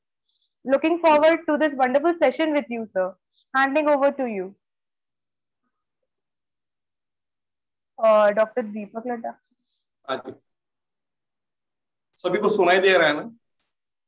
Yes sir.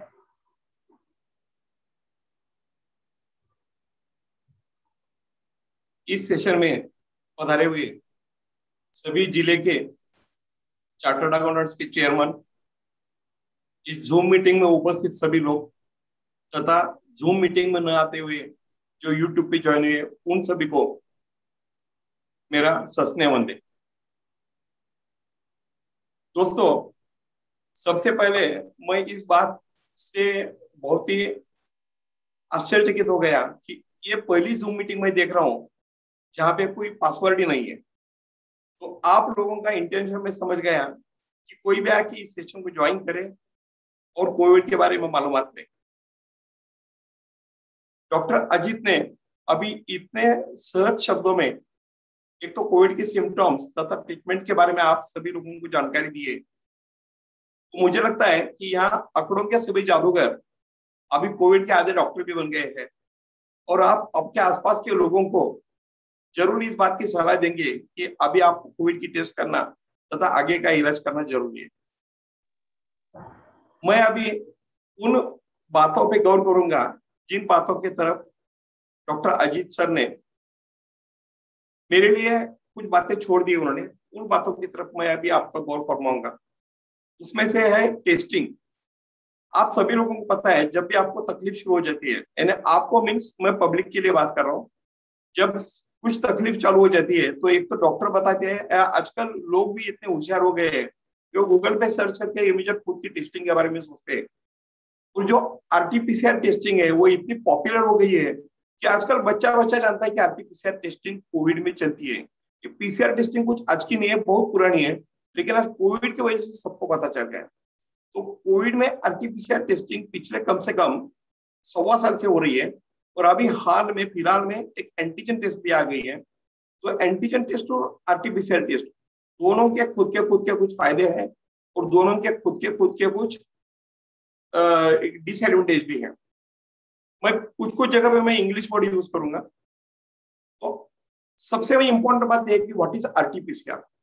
RTPCR हम नाम सबको पता है, लेकिन आपको साथ में ये भी जान लो कि आरटीपीसीआर रहता क्या है। तो this is called as reverse transcription polymerase chain reaction. Polymerase chain reaction इसका मतलब क्या है, यहाँ पे एक के बाद एक चेन में जो वायरल पार्टिकल्स रहते हैं उसका एम्प्लीफिकेशन होता है, उसका 2 गुना 4 गुना 8 गुना इस टाइप उस पार्टिकल्स के मल्टीप्लीकेशन होते हैं, जिसकी वजह से हमें वायरसेस को डिटेक्ट करना इजी हो जाता है। जैसा कि डॉक्टर अजीत ने बताया था कि बैक्टीरिया, फंगस ऐसे काफी कुछ होते हैं, उसमें एक वायरस भी है। बाकी सब इसमें यानी बैक्टीरिया में बोलो या दूसरे एनिमल्स में बोलो, सब में आरएनए डीएनए दोनों होते हैं, लेकिन वायरस में सिर्फ आरएनए होता है। और ये पॉलीमरेज चेन रिएक्शन की वजह से हम उस आरएनए पार्टिकल को डिटेक्ट करते हैं। हम डिटेक्ट कैसा करते हैं, तो सिंपल है कि पहले नेसोफेरिंजियल स्वाब लेते हैं, एक तो नाक में से या मुंह में से पीछे जाके थ्रोट में का या नाक में से थोड़ा डीप जाके अंदर का हम स्वाब लेते हैं। वहां पे जो पार्टिकल्स आते हैं उसमें यदि वायरसेस होंगे तो वो वायरसेस हम एक्सट्रैक्ट करते होंगे तो एक्सट्रैक्ट होंगे, नहीं होंगे तो रिपोर्ट नेगेटिव उल्टा आएगा। जैसा भी वो हम एक्सट्रैक्शन मीडिया में डालते हैं वहां पे प्रोसेस शुरू हो जाती है और उसके बाद उसे हम पीसीआर मशीन पे लेके जाते हैं। या पीसीआर मशीन में उसका एम्प्लीफिकेशन होता है, जैसा कि सिंगल एम्प्लीफिकेशन हो गया कि उसे बोलते हैं एक साइकिल, दूसरा एम्प्लीफिकेशन हो गया कि उससे बोलते हैं सेकंड साइकिल। तो इस टाइप से एक के पीछे साइकिल चलते जाते हैं। तो ये टेस्ट तब पॉजिटिव आती है जब वायरस उसमें डिटेक्ट होना शुरुआत हो जाता है। यानी जितने कम साइकिल्स में टेस्ट पॉजिटिव आएगी उतना उस पेशेंट का वायरल लोड ज्यादा रहेगा, और जितने साइकिल्स उसे ज्यादा लगेंगे उतना उस पेशेंट का वायरल लोड कम रहेगा। Viral load means number of viruses, तो बीमारी कितनी फास्ट उसमें बढ़ेगी यह हमें ध्यान में आएगा, वो कम रहेगा। तो इससे यह ध्यान में आता है कि ये साइकिल जो है ना दैट इज वेरी इंपॉर्टेंट। इसलिए हर आरटीपीसीआर के रिपोर्ट पे आपको सीटी वैल्यू मिलेगी। CT value means cycle threshold value, कितने साइकिल्स के बाद वो टेस्ट पॉजिटिव आती है। फॉरेन कंट्रीज में 40 साइकिल तक वो टेस्ट पॉजिटिव पकड़ते हैं, 40 साइकिल तक। जब 41st एंड 41वां साइकिल जब चालू हो जाता है तो उस टेस्ट को नेगेटिव पकड़ लेते हैं। लेकिन अब इंडिया में अप टू 35 साइकिल्स हम उसे पॉजिटिव पकड़ते हैं, 35 के बाद हम नेगेटिव पकड़ते हैं। तो अपने पास 35 के बाद नेगेटिव पकड़ती हुआ जितने केसेस चल रहे हैं, और फॉरेन कंट्रीज में जो भी फिगर सामने है वो अप टू 14th साइकिल्स की फिगर सामने है। तो सोचो कि 35 और 40 साइकिल के बीच हमारे बीच कितने लोग हैं जिनके रिपोर्ट्स हम नेगेटिव बोल के ट्रीट कर रहे हैं। नंबर 1। इसके बाद मैं आपको और एक बात बता दूं तो आपको पता चल जाएगा कि अपनी महाराष्ट्र गवर्नमेंट क्या कर रही है। महाराष्ट्र गवर्नमेंट ने हाल ही में आईसीएमआर को एक लेटर लिखा है और उसमें उन्होंने लिखा है कि 25 साइकिल से 35 साइकिल तक को भी आप निगेटिव डिक्लेयर करो। आईसीएमआर ने स्ट्रेट में मना कर दिया है उसको। यदि 25 साइकिल से 35 साइकिल आप निगेटिव डिक्लेयर करते हो तो महाराष्ट्र की ऑटोमेटिक फिगर नीचे चली जाएगी, क्योंकि जितने कम साइकिल्स में पॉजिटिव आएगी टेस्ट उतने नंबर ऑफ पेशेंट हमें ज्यादा देखेंगे। अभी जितने साइकिल्स में कम में पॉजिटिव आएगी उतनी उसकी इन्फेक्टिविटी ज्यादा है, इससे सीवियरिटी ज्यादा नहीं है, उससे कुछ फर्क नहीं बैठेगा। लेकिन ऐसे पेशेंट जिनके कम साइकिल्स में पॉजिटिव आते हैं वो दूसरों के लिए ज्यादा खतरा होते हैं। तो इसलिए इन लोगों को इमीडिएट क्वारंटाइन करना जरूरी है। तो अभी हम 35 साइकिल थे कि इंडिया में सोच रहे हैं, that is called as CT value. मैं वापस बोलता हूँ उसे साइकिल थ्रेशोल्ड कर रहे हैं।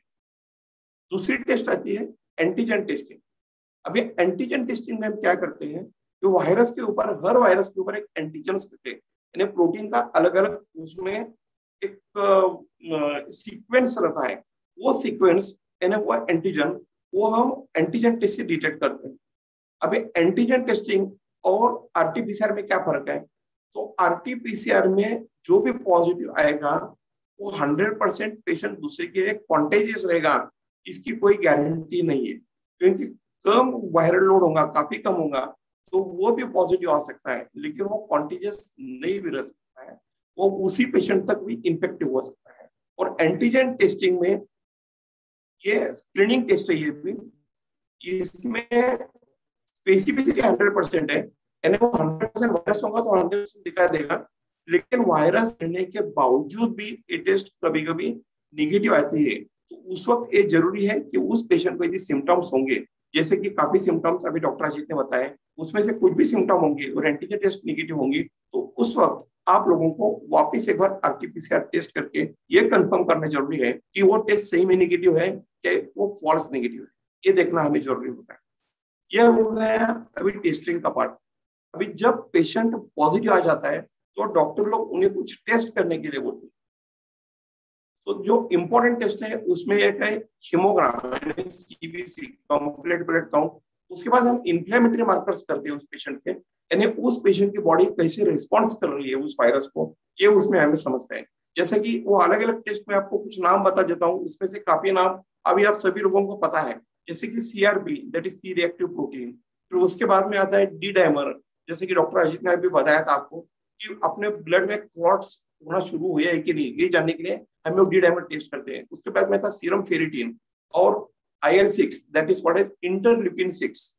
इंटरल्यूकिन 6 एक साइटोकाइनिक प्रोटीन रहता है, और एक खास करके जब इन्फ्लेमेशन काफी बढ़ जाता है तो उस वक्त एक टेस्ट पॉजिटिव, यानी उस वक्त IL-6 बढ़े वाला आता है। और IL-6 जब भी काफी बढ़ता है तब उस वक्त पेशेंट को हम टोक्लिजुमैब, जो सबसे महंगी दवा है, जैसा कि अभी उन्होंने बताया है, वो हम देते हैं, क्योंकि वो बराबर वहां जाके रिसेप्टर को ब्लॉक करती है दवा, जिससे कि पेशेंट को बेनिफिट होता है। तो ये हो गया टेस्टिंग, बेसिक टेस्टिंग। अभी CRP जब बढ़ता है इसका मतलब कि पेशेंट के बॉडी में इन्फ्लेमेशन काफी है, उस सब कुछ से बाकी के सब एंटीवायरल और या दूसरी दवाई की जरूरत है। हम साथ में उसी सेकेंडरी इन्फेक्शन ना हो बोल के हम एंटीबायोटिक भी देते हैं।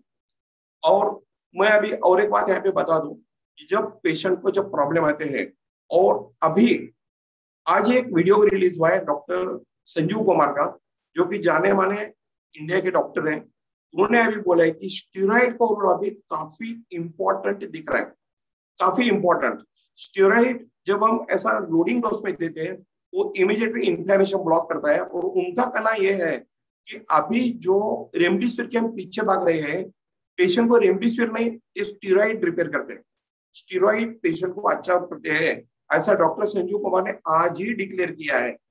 वो वीडियो आप देख सकते हैं, मैं इस वीडियो की लिंक आपके ग्रुप में किसी को तो शेयर करूंगा और वो सर्कुलेट करो सब तरफ, तब आपको पता चल जाएगा। ये होगी एक बात। अच्छा, दूसरी बात, जब इस बीमारी से हम बाहर आते हैं तो सभी लोगों के मन में एक ख्वाहिश रहती है कि मैं मेरा प्लाज्मा दूं।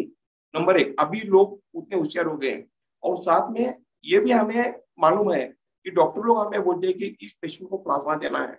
तो अभी प्लाज्मा देना वो एक्चुअली क्या करना, वो हमें जान के लेना बेहद जरूरी है। अभी सपोज पेशेंट का ब्लड ग्रुप बी पॉजिटिव है और आपको अभी प्लाज्मा चाहिए, तो आप लोग क्या करते हो, बी पॉजिटिव का प्लाज्मा ढूंढते फिरते हो, एकदम गलत है। ब्लड ग्रुप ये जब हम पूरा का पूरा ब्लड डोनेट करके लेते हैं तब वो ब्लड ग्रुप का रोल होता है, क्योंकि ब्लड ग्रुप डिटेक्ट करते हैं वो आरबीसी के ऊपर जो एंटीजन होते हैं उसके ऊपर ब्लड ग्रुप डिटेक्ट होते हैं, A positive, B positive, AB positive, O positive वगैरह वगैरह। तो साथ में अपने प्लाज्मा में एंटीबॉडीज रहती है, इस पे जो एंटीजन है आरबीसी पे, उसके ऑपोजिट एंटीबॉडीज प्लाज्मा में रहते हैं। अभी हमें प्लाज्मा देना है, प्लाज्मा देना है बोल तो प्लाज्मा में ये पॉजिटिव के एंटीबॉडीज है, पेशेंट का ग्रुप बी पॉजिटिव है तो एंटीबॉडीज ए पॉजिटिव है, तो उसे लगेगा ए पॉजिटिव का प्लाज्मा। जैसा कि ब्लड डोनेशन के वक्त वो पॉजिटिव या यूनिवर्सल डोनर रहता है, वो ग्रुप यूनिवर्सल डोनर, यहाँ पे AB पॉजिटिव का प्लाज्मा यूनिवर्सल डोनर है, और ओ ग्रुप का प्लाज्मा सिर्फ रिसिपेंट है, सबके पास से ले सकता है। ये बात आप अच्छी तरह से ध्यान में लो, यानी पेशेंट का ग्रुप ये है कि आप ए पॉजिटिव का प्लाज्मा पर ढूंढो। इसलिए सबसे जरूरी ये है कि आप अपने डॉक्टर के साथ कंसल्ट करो या ब्लड बैंक में कंसल्ट करो, और उसके बाद आप मैसेज छोड़ो व्हाट्सएप पे। और इसमें क्या होता है, अपना टाइम चला जाता है, वो भी बात ध्यान में रखो। दूसरी बात, जब प्लाज्मा देते हैं तो लोगों के दिल में यह रहता है कि मुझे कुछ होगा तो नहीं, आपको कुछ भी नहीं होगा। यदि आप अच्छी तरह से खा पी के जाते हैं, खुद का हाइड्रेशन मेंटेन करते हैं, तो प्लाज्मा देते वक्त कुछ भी तकलीफ नहीं होती। प्लाज्मा देने के दो तरीके रहते हैं, एक तो पूरा ब्लड दो, उसमें से प्लाज्मा बाजू को निकालो। प्लाज्मा बाजू को निकालने के लिए एक तो एक सिंपल प्रोसीजर जैसे पहले करते थे, बॉटल खड़ी रख देते थे, उसमें आरबीसी सभी बाकी का नीचे बैठ जाता था, प्लाज्मा ऊपर हो जाता था, वो निकाल के देते थे। उसके बाद अभी आया है कंपोनेंट सेपरेटर, उसमें इमीडिएट एक आधे घंटे के अंदर प्लाज्मा पूरा सेपरेट हो जाता है, वो दे सकते हैं। उसके आगे क्या प्रोसीजर रही है, प्लाज्मा फेरेसिस। जैसा कि पेशेंट को उस मशीन पे सुला देते हैं, एक तरफ से उसका जब ब्लड आता है तो प्लाज्मा सेपरेट हो जाता है और बचे हुए आरबीसी प्लेटलेट वापिस डोनर के बॉडी में चले जाते हैं, तो that is called as plasmapheresis. अभी मैं और एक अहम बात आपको बताना चाहता हूँ कि आप लोगों ने सुना होगा कि जिन लेडीज को बच्चे हैं, जिन लेडीज का अबॉर्शन हुआ है, जिन लेडीज का मिसकैरेज हुआ है, उनका प्लाज्मा ब्लड बैंक वाले लेते नहीं। इसकी वजह क्या है ये मैं आपको बताना अभी जरूरी समझता हूँ। जब बच्चा माँ के पेट में बनता है तो उसमें जो जीन्स आते हैं उसमें 50% जीन्स माँ की तरफ से आते हैं, कुछ 50% जीन्स पिता की तरफ से आते हैं। तो पिता की तरफ से जो जीन्स आते हैं उसके अगेंस्ट माँ का शरीर एंटीबॉडीज बनाना चालू करता है। वो एंटीबॉडीज जो है, आप ये समझ लो कि HLA एंटीजन, पिता के HLA एंटीजन के अगेंस्ट माँ के शरीर में एंटीबॉडीज बन जाती है। अभी ये एंटीबॉडीज यदि पेशेंट के जिस्म में जाती है, यानी जो भी लेता है उसके इसमें जाती है, तो उस HLA एंटीजन के अगेंस्ट एक्शन स्टार्ट करती है। खास करके लंग्स पे इसकी एक्शन सबसे ज्यादा होती है, क्योंकि कोविड में सबसे अफेक्ट ज्यादा लंग होता है, इसीलिए वहां पे ज्यादा एक्शन होती है और उनके लंग और ज्यादा डैमेज होते हैं। इसलिए यदि इन माताओं का प्लाज्मा यदि हमें पेशेंट को देना होगा तो इनमें पहले HLA एंटीजन की टेस्ट करनी होगी। डोनर की HLA एंटीजन टेस्ट और पेशेंट की HLA एंटीजन टेस्ट, जो कि काफी कॉस्टली है, इसलिए इंडिया में हम अफोर्ड नहीं कर सकते, इसलिए सबसे बेस्ट ये हम करते ही नहीं। और जितने भी माता है उनका हम प्लाज्मा सीधा रिजेक्ट कर देते हैं। फॉरेन कंट्रीज में इनका भी प्लाज्मा एक्सेप्ट करते हैं HLA एंटीजन टेस्टिंग के बाद। इसके बाद अभी मैं आगे के बाद आपको बताना चाहता हूँ कि प्लाज्मा हम देते कब है, क्यों देते हैं। जब आपको इन्फेक्शन होता है तो एंटीबॉडीज आपके शरीर में बनना चालू हो जाती है। एंटीबॉडीज दो टाइप की होती है, एक होती है IgM एंटीबॉडी, दूसरी होती है IgG antibody. IgM antibody generally 5वें-6ठे दिन बनना शुरू हो जाती है जब आपको इन्फेक्शन होता है, और वो धीरे धीरे पीक पे जाती है 25वें दिन। वहां से वो एक प्लेटिफॉर्म करती है, यानी वो कांस्टेंट रहती है, थोड़ा नीचे आते अप टू 16th डे वो खुद की लेवल मेंटेन करती है, और बाद में नीचे आते आते 19th डे को IgM एंटीबॉडी पूरी गायब हो जाती है। और IgG एंटीबॉडीज अपने इसमें अपीयर होती है इन्फेक्शन के बाद 15वें दिन, वो धीरे धीरे पीक पे जाती है अप टू 16th डे, और बाद में डिक्लाइन होती है, 3 महीने के बाद डिक्लाइन होती है। इसलिए हम आपको बताते हैं कि इन्फेक्शन का पहले दिन काउंट करो, वहां से 25वें दिन से 60वें दिन तक का प्लाज्मा चलेगा। उसके बाद वो प्लाज्मा नहीं लेते, इसलिए क्योंकि उसमें एंटीबॉडी लेवल काफी कम होती है। जैसा कि इन्फेक्शन होने के बाद एंटीबॉडी लेवल बढ़ती है, उसी तरह आप जब वैक्सीन लेते हो, वैक्सीन में भी उसी तरह से एंटीबॉडी लेवल बढ़ती है। क्योंकि वैक्सीन यानी क्या रहता है, वैक्सीन में भी हम एक्चुअली जिंदा वायरस जिनमें से इन्फेक्टिविटी हम पूरे निकाल के लेते हैं, जिसे कहते हैं अटेन्यूएटेड न्यू वायरस, वो हम इंसान के शरीर में इंजेक्ट करते हैं। तो वो वायरस के अगेंस्ट अपनी बॉडी वैसे ही काम करती है जैसे इन वायरस के अगेंस्ट करती है इन्फेक्शन होने के बाद। लेकिन वैक्सीन में से जो वायरस आते हैं वो वायरस आपको बीमार नहीं करते, सिर्फ आपको टेम्पररी आपकी इन्फ्लेमेटरी सेल्स बोलो या बाकी आपकी बॉडी की रिएक्शन बोलो, वो एक्टिवेट करती है, आपकी इम्यूनिटी सिस्टम एक्टिवेट करती है, जिसकी वजह से आपको बुखार आना, बॉडी एक होना, हेडेक होना, थोड़ा गैस्ट्राइटिस होना, ये सब कुछ आपको सिम्टम्स अपीयर होते हैं। क्योंकि वायरस के वैक्सीन के वायरस और अपने वायरस दोनों एक ही रहते हैं, सिर्फ इसमें इन्फेक्टिविटी की पावर नहीं रहती। तो सिमिलरली आपका जब पहला वैक्सीन लेते हो तो आपकी IgM एंटीबॉडीज 5वें-6ठे दिन तैयार होती है, IgG एंटीबॉडीज 15वें दिन तैयार होती है, और वो पीक पे जाती है अप टू 14th डे। इसलिए आप ये बोल रहे हैं 5 या 6 वीक या 7 वीक तक आप सेकंड डोज लो, तो that will act as a booster dose. जैसे भी आप बीमारी से भी जब उठते हो तो आपको इमीडिएट वैक्सीन नहीं लेना है, क्योंकि ऑलरेडी आपके बॉडी में एंटीबॉडीज है। तो उतना पीरियड जो है 2 महीने का, उसके बाद में आप वैक्सीन ले सकते हो। तो that vaccine will act as booster vaccine पर बूस्टर डोज आपको मिलेगी, बूस्टर एंटीबॉडीज। मुझे लगता है कि आपको इतनी मालूमात मेरी तरफ से सफिशिएंट है, और कुछ सवाल होंगे तो मैं उसके जवाब दूंगा।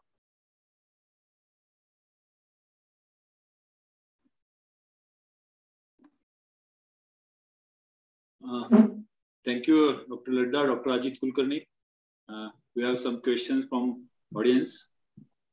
Can a COVID patient get vaccinated immediately after 14 days after diagnosis?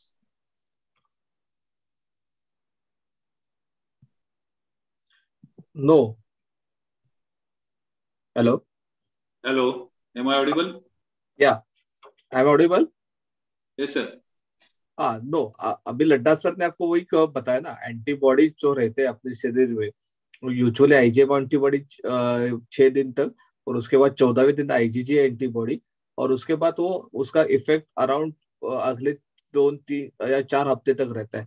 So it is not advisable to take a vaccine immediately. It is after the 6 weeks to 8 weeks. Okay.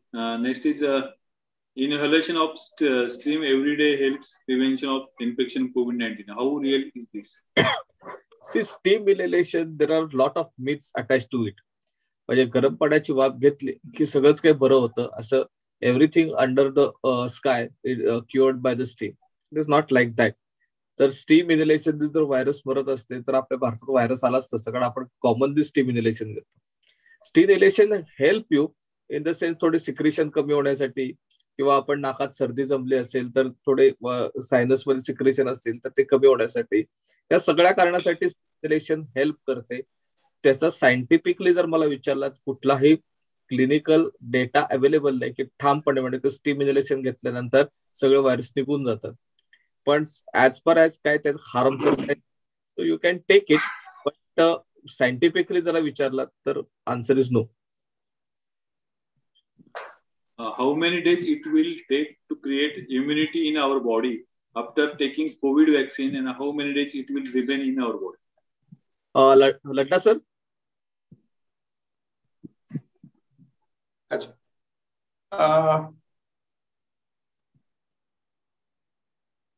मला वाटतं मी आता त्याच्याबद्दल बरंच काय सांगितलेलं आहे, परत एकदा सांगून टाकतो की इन्फेक्शन झाल्यानंतर आपल्या बॉडीमध्ये जी इम्युनिटी असते, ती इम्युनिटी जवळजवळ एक 2 ते 3 महिन्यापर्यंत टिकते आणि त्याच्यानंतर हळूहळू कमी होती. परंतु इथे मी तुम्हाला आणखी एक सांगू इच्छितो की आपल्या बॉडीमध्ये 2 प्रकारचे सेल्स असतात, टी सेल आणि बी सेल.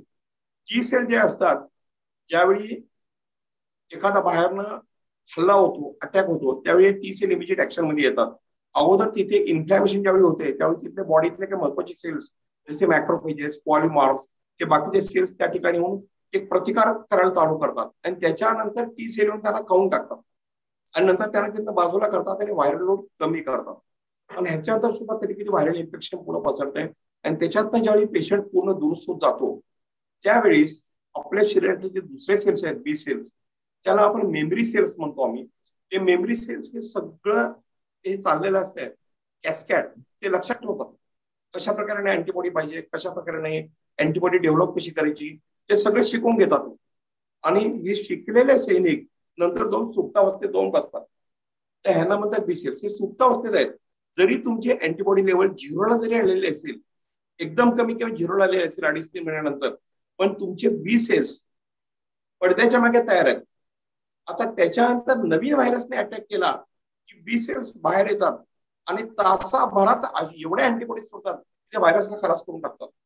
त्यामुळं आपण जर लॉंग बॅक आपण गेलो 1919-1920 ज्यावेळी इन्फ्लुएन्झाचं पॅन्डेमिक आलं होतं त्यावेळी जवळजवळ 2 कोटी लोक दगावले होते.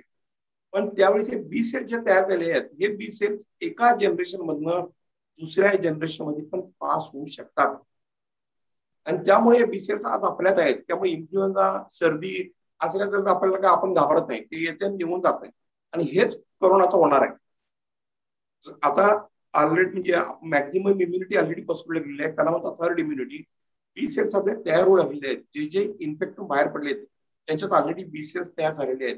प्रत्येकाला कळत न कळत इन्फेक्शन होते सध्या आणि त्याच्यातूनच हर्ड इम्युनिटी तयार होती. हर्ड इम्युनिटी तयार होणं म्हणजे बी सेलचा साठा व्यवस्थित आपल्या बॉडीत उपलब्ध होणं.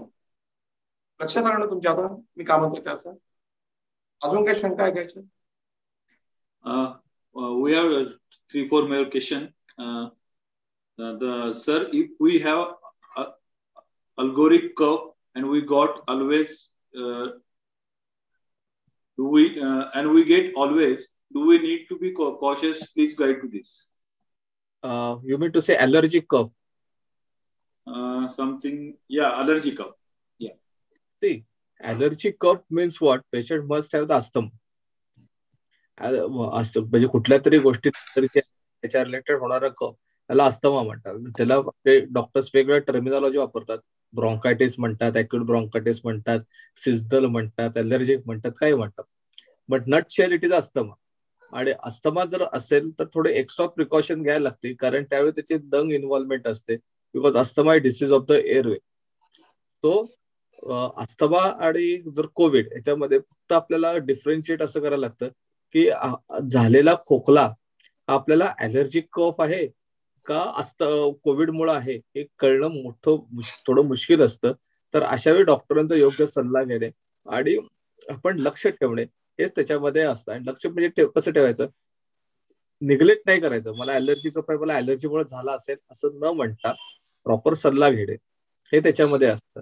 टेस्ट केले तर निगेटिव्ह दे ना, निगेटिव्ह टेस्ट आली तर आपण थोडं काय हरकत तर काय नाही ना त्याला. सो ॲलर्जिक कफ किंवा ज्यांना अस्थमा असतो त्या पेशंट त्यांनी थोडं अलर्ट राहायला लागतं. After vaccination, if temperature comes and test come positive, whether it is common phenomenon? Yes. After virus temperature, after vaccine temperature येतं आणि टेस्ट जर केली तर ती पॉझिटिव्ह येते.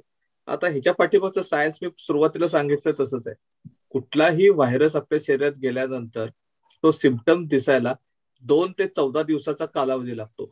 म्हणजे समजा मी आज जर लस घ्यायला गेलेलो आहे आणि मला आजच्या दिवसापासून 2 दिवस आधी किंवा आजच्या दिवसापासून 14 दिवस आधी कधीही व्हायरसचं इन्फेक्शन झालं असेल तर ते मला नंतरच दिसणार आहे ना ते.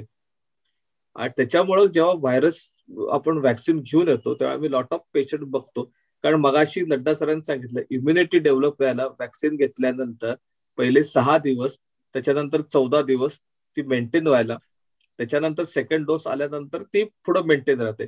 सो ह्या ज्या सगळ्या पिरियड आहे, जो पहिला डोस ते दुसरा डोस आणि दुसऱ्या डोस नंतरचा पुढचा महिना, तो साधारण हे 2-2.5 महिने जे आहेत, त्या 2-2.5 महिन्याच्या काळामध्ये आपण still we are vulnerable to get the COVID infection. आता फक्त याच्यामध्ये आपल्याला प्रश्न पडतो की व्हॅक्सिन घेतल्यामुळे मी कोविड पॉझिटिव्ह आहे का मला ऑलरेडी इन्फेक्शन झाले म्हणून कोविड पॉझिटिव्ह आहे, हा आपल्याला प्रश्न पडतो. सध्याच्या सिनेरिओमध्ये आम्ही असं पकडतो की व्हॅक्सिन घेतल्यामुळं तुम्ही कोविड पॉझिटिव्ह नाही.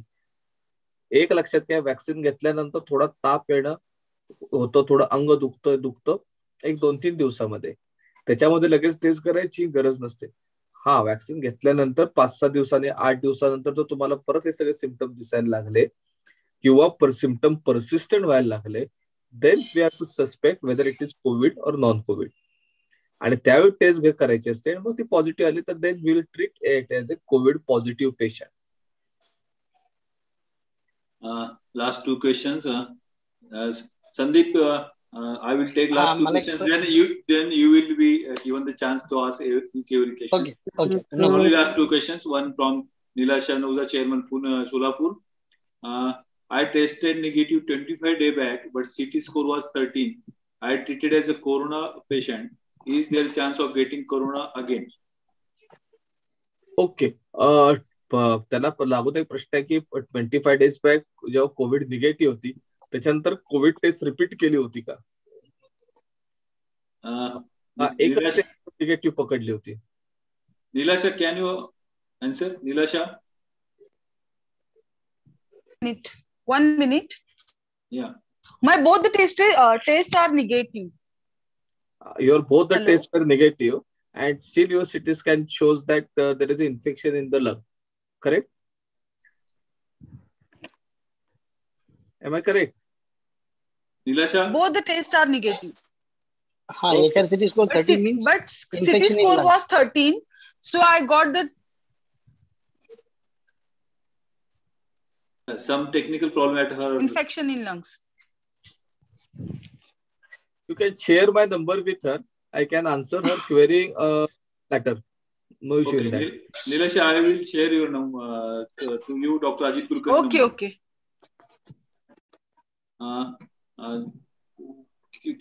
Okay, thank you. Keyur Dedia, post-COVID, what type of exercise should be done to help or support boost immunity? That is very important question. Now we are seeing the lot of post-COVID lung fibrosis. आता थोडंसं मी विस्ताराने उत्तर देतो. Lung fibrosis म्हणजे काय? जेव्हा आपल्याला एखादी जखम होते हाताला आणि जेव्हा ती भरते तेव्हा हातावर आपल्या स्कार टिश्यू तयार होतो. तसं जेव्हा निमोनिया होतो आणि जेव्हा लंग्स मध्ये जो निमोनिया तयार होतो तो बरा होत असताना निमोनियामध्ये स्कार तयार होतो, त्याला फायब्रोसिस म्हणतो आणि त्याला आम्ही पोस्ट कोविड लंग फायब्रोसिस म्हणतो. आता पोस्ट कोविड लंग फायब्रोसिस हे आता मी जो फिनॉमिना बघतोय तर हे इम्प्रूव्ह होतात, रिव्हर्सिबल असतात. युजली स्कार हा रिव्हर्सिबल नसतो, पण कोविड मधले निमोनियाज किंवा त्याचे जे फायब्रोसिस होतं ते रिव्हर्सिबल आहे आणि ते बरं होण्यासाठी साधारण 3 महिने ते 6 महिन्याचा कालावधी लागतो आणि it's depend upon the severity of the lung involvement, त्याच्यावर अवलंबून असतं. आता ह्या पेशंटला जे असतात, जे पोस्ट कोविड असतं, तर ह्या पेशंटमध्ये पल्मोनरी रिहॅबिलिटेशन हा खूप इम्पॉर्टंट असतो. आता पल्मोनरी रिहॅबिलिटेशन म्हणजे काय? जसं आपल्याला हाताला फ्रॅक्चर होतं, काही दिवस हात प्लॅस्टर मध्ये असतो, पण प्लॅस्टर मधून बाहेर काढल्यानंतर आपण हळूहळू हाताचे एक्सरसाइज करायला लागतो, हाताचे मुवमेंट करायला लागतो, त्याच्यानंतर तो हात फुल फंक्शन होतो. तसं त्याला फिजिओथेरपी आपण लिम्फ फिजिओथेरपी म्हणतो. तसं लंग्सची जेव्हा इंजुरी बरी व्हायला लागते तर त्याला त्या पद्धतीने सपोर्ट करायला लागतो, त्याला पल्मोनरी रिहॅबिलिटेशन म्हणतात. आता हे पल्मोनरी रिहॅबिलिटेशन मध्ये आता आम्ही सह्याद्रीमध्ये काय करतो की आमचं पोस्ट कोविड लंग केअर पूर्णपणे आम्ही पॅकेज सारखं केलं. त्याच्यामध्ये आम्ही 5 आमच्याकडे फिजिओथेरपिस्ट आहेत आणि फिजिओथेरपीचे आम्ही 5 सेशन घेतो. त्याच्यामध्ये 5 सेशन मध्ये काय काय शिकवतो? पहिल्या सेशन मध्ये आम्ही ब्रिदिंग एक्सरसाइजेस शिकवतो, ब्रिदिंग टेक्निक शिकवतो with the help of certain machines. छोटे छोटे असतात, अगदी मशीन म्हणजे मोठा शब्द नाही, पण इन्स्ट्रुमेंट म्हणून आपण with the help of certain instrument. त्याच्यामध्ये श्वास आत घेण्याच्या टेक्निक असतात, श्वास बाहेर सोडायच्या टेक्निक असतात. त्याच्यानंतरच पार्ट मध्ये येतो आपला छातीचा भाता, म्हणजे चेस्ट मूव्ह करण्यासाठी आपल्याला मसल्स लागतात. जसं आपल्याला हात हलवण्यासाठी मसल्स लागतात, तसा श्वास आत घेण्यासाठी आपली चेस्ट फुलवायला लागते आणि त्याच्यासाठी मसल्स असतात. मग ते मसल्स कुठं असतात? शोल्डर मध्ये असतात, चेस्ट वॉलवर असतात आणि पोटात असतात, त्या डायफ्रॅम म्हणतो. मग अशा पेशंटला आम्ही अप्पर शोल्डर मसल ट्रेनिंग लागतं, डायफ्रॅम मसल ट्रेनिंग लागतं आणि श्वास घ्यायचे जे मसल असतात त्याचं ट्रेनिंग लागतं. त्याच्यानंतर ह्या माणसाला विकनेस असतो आणि त्याच्यामध्ये ऑक्सिजनची थोडी कमतरता होत असते, म्हणून त्याच्यासाठी कसं असतं, आपली प्रत्येक ऍक्टिव्हिटी करण्यासाठी ऑक्सिजन लागत असतो. शरीराला चालायचं म्हटलं तरी ऑक्सिजन लागतो. सो त्यांना वॉकिंग ट्रेनिंग द्यायला लागतं की लो ऑक्सिजन लेवलवर हळूहळू कसं आपलं बिल्ड करायचं मसल पॉवर आणि मग कम टू द फुलेस्ट. त्याला आम्ही अप्पर थाय मसल ट्रेनिंग म्हणतो. सो ते देतो. त्याच्यानंतर त्यांच्या वॉकिंग एक्सरसाइज वाढवतो, म्हणजे कसं पहिल्यांदा प्लेन लेवलवर चालणे, नंतर जिने चढायचा एक्सरसाइज देणे आणि मग त्यांचा फुलेस्ट एक्सरसाइज देणे, हे वॉकिंग किंवा ट्रेनिंग म्हणतो. सो असे डिफरंट मॉड्यूल 5 मॉड्यूल असतात, त्याच्यामधनं आम्ही त्या पेशंटला समग्र एक्सरसाइज देतो. आता याच्यामध्ये लोक आम्हाला विचारतात, मी प्राणायाम करतो, अनुलोम विलोम करतो, हे करतो, या सगळ्या गोष्टी आपल्याला हेल्प करत असतात, बट अंडर मेडिकल सुपरविजन. काय काय वेळा ह्या गोष्टी उलट्या पण त्रासदायक ठरू शकतात. हे झालं एक्सरसाइजच्या बाबतीत. दुसरं इम्युनिटी बूस्ट करणे. इम्युनिटी बूस्ट कसे होते तर आपलं जे काही रुटीन खाणं पिणं आहे किंवा जे आहे ते रेग्युलर ठेवणे आणि त्याच्यातून इम्युनिटी बूस्ट व्हायला मदत होते. तिसरं याच्यात इम्पॉर्टंट असते की मेंटल हेल्थ सांभाळणे. मेंटल हेल्थ सांभाळणे म्हणजे कसं, कोरोनामुळं काय काय लक्षात असतं की आपला स्वभाव काय काय चिडचिडा होतो किंवा आपण पटकन फटीग होतो किंवा आपण पटकन डिप्रेशन मध्ये जातो किंवा आपण घाबरतो. ह्या सगळ्या गोष्टी होत असतात. ह्या सगळ्या गोष्टी होत असताना आपल्याला आजाराची भीती बसते काय काय वेळा आणि त्याचा पुढचा आपल्या संपूर्ण शारीरिक हेल्थवर परिणाम होत असतो. सो मेंटल हेल्थ चांगली ठेवायला लागते आणि मेंटल हेल्थ जर चांगली ठेवायची असेल ती आपल्या एकट्याचं काम नसतं. You have to take a experts opinion second, entire family member should be together आणि त्याचं मॉरल बूस्ट करायला लागतं. थर्ड, आपण स्वतः थोडं मेडिटेशन या गोष्टी करून आपलं माइंड काम करायचा प्रयत्न करणे आणि ह्या परिस्थितीतून बाहेर येणे. सो हा तिसरा अँगल म्हणतो मी त्याला, मेंटल हेल्थ. आणि हे सगळं मिळून एकत्र याला म्हणतो, त्याला पल्मोनरी रिहॅबिलिटेशन म्हणतो. म्हणजे पोस्ट कोविड मध्ये आम्ही बरेच, कारण तुम्ही एक विचार करा, जेव्हा आयसीयू मध्ये आपण असतो किंवा आयसोलेशन मध्ये असतो, आपण एकटे असतो, 14 दिवस एकटे राहत असतो. आपण जरी मोबाईलवर जरी बोलत असलो तरी आपल्याला बाहेर जायचं नसतं, कुठं जायचं नसतं. आयसीयू मध्ये आपल्या समोर बरेचसे विचित्र पेशंट असतात, त्याचाही आपल्या मनावर परिणाम झालेला असतो. सो तो ट्रॉमा असतो, त्यातून बाहेर पडण्यासाठी हे मेंटल हेल्थ पण खूप इम्पॉर्टंट असते. आणि त्याच्यासाठी सायकोलॉजिस्ट किंवा सायकॅट्रिशियनची हेल्प घ्यायला अजिबात घाबरायचं नाही. सायकॅट्रिशियन कडे गेलं म्हणजे आपण वेड्यांच्या डॉक्टरकडे, मला वेड लागलं का, असं नसतं. त्या लॉट ऑफ, त्याला बरेचसे आयाम असतात आणि त्याच्यातून बाहेर पडण्यासाठी ह्या गोष्टी आपल्याला उपयोगी पडतात. सो पोस्ट कोविड हे एवढं सोपं नाही. आम्ही पोस्ट कोविड लंग फायब्रोसिस म्हणतो, म्हणजे लंगच्या दृष्टीने, आणि त्या दृष्टीने हे सगळे, त्या अनुषंगाने हे व्यायाम उपयोगी पडतात आणि ते गरजेचे असतात. What are normal preventive medicines to be taken, if any preventive medicines? See, there is no concept of preventive. जे काही मेडिसिन्स जे आता आपल्याला अवेलेबल आहेत मध्ये, म्हणजे जे आपण म्हणतो होमिओपॅथिक मेडिसिन किंवा हे सगळे म्हणतात की दे आर इम्युनिटी बुस्टर. आणि इम्युनिटी बुस्टर, आता मगाशी लड्डा सरांनी अगदी छानपणे आपल्याला सांगितलं की या व्हायरसच्या अगेन्स्ट ते टी सेल पाहिजेत, मेमरी सेल पाहिजेत, तरच त्याच्या अगेन्स्ट आपण फाईट करू शकतो ना. आता हे टी सेल, मेमरी सेल हे व्हायरस आल्याशिवाय तयार होत नाहीत, पण ह्यांची कार्यक्षमता वाढवण्यासाठी म्हणून हे सगळे औषधं आहेत असं सगळेजण सांगतात. सायंटिफिक इव्हिडन्स दुसऱ्या पॅथीबद्दल बोलणे मला अधिकार नाही, कारण सायंटिफिक इव्हिडन्स जर नसेल तर त्याबद्दल बोलणे मी चुकीचं आहे. हा, प्रिव्हेंटिव्ह मेडिसिन असं काही नसतं. प्रिव्हेंटिव्ह मेजर असतात, जे मी सुरुवातीला सांगितलं, mask, sanitisation, social distancing. Sandeep, your turn. हा डॉक्टर साहेब, माझा एक प्रश्न आहे.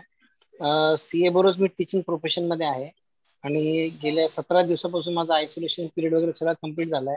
नाव फिलिंग मच बेटर. तर मी क्लासेस घेतले पाहिजे का? आणि मला साधारणतः रोज 6 तास कोचिंग घ्यायला लागतं. तर त्याचा काही इफेक्ट होऊ शकेल का जर मी बोलायला जास्त सुरुवात केली तर? अगेन पंगाजी सांगितलं तसं, पल्मोनरी रिहॅबिलिटेशन हे it's depend upon how सिव्हिअरली your lung damage. तर तुमचा लंग डॅमेज जर सिटी स्कॅन स्कोर 0 असेल किंवा 2 असेल किंवा 3 असेल आणि तुम्हाला जर कुठल्याही प्रकारचा पोस्ट कोविड विकनेस नाहीये किंवा तुम्हाला एक्सरसाइज कॅपॅसिटी तुमची चांगली आहे, तर यू कॅन फंक्शन नॉर्मली, त्याला काही इश्यू नाहीये.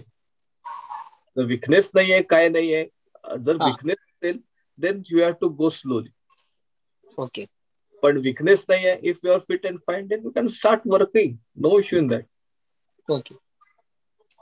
Well, now last question. C. Nandakishore Kabra, you have raised the hand. Sir नमस्कार.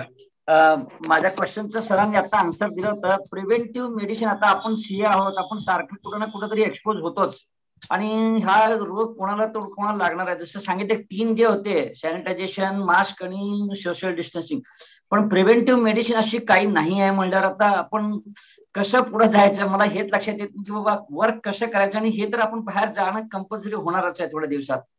How to prevent ourself? नाही, हे कंपल्सरी होणार आहे किंवा हे होणार, दॅट इज ऍब्सोल्यूट राईट. स्वतःला प्रिव्हेंट करणं हे ह्याच गोष्टीच आहे.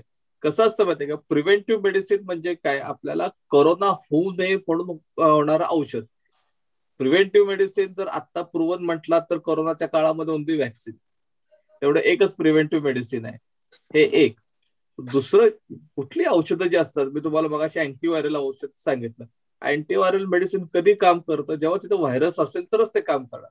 व्हायरस तर ते अँटीव्हायरल कसं काम करेल, काम करत नाही.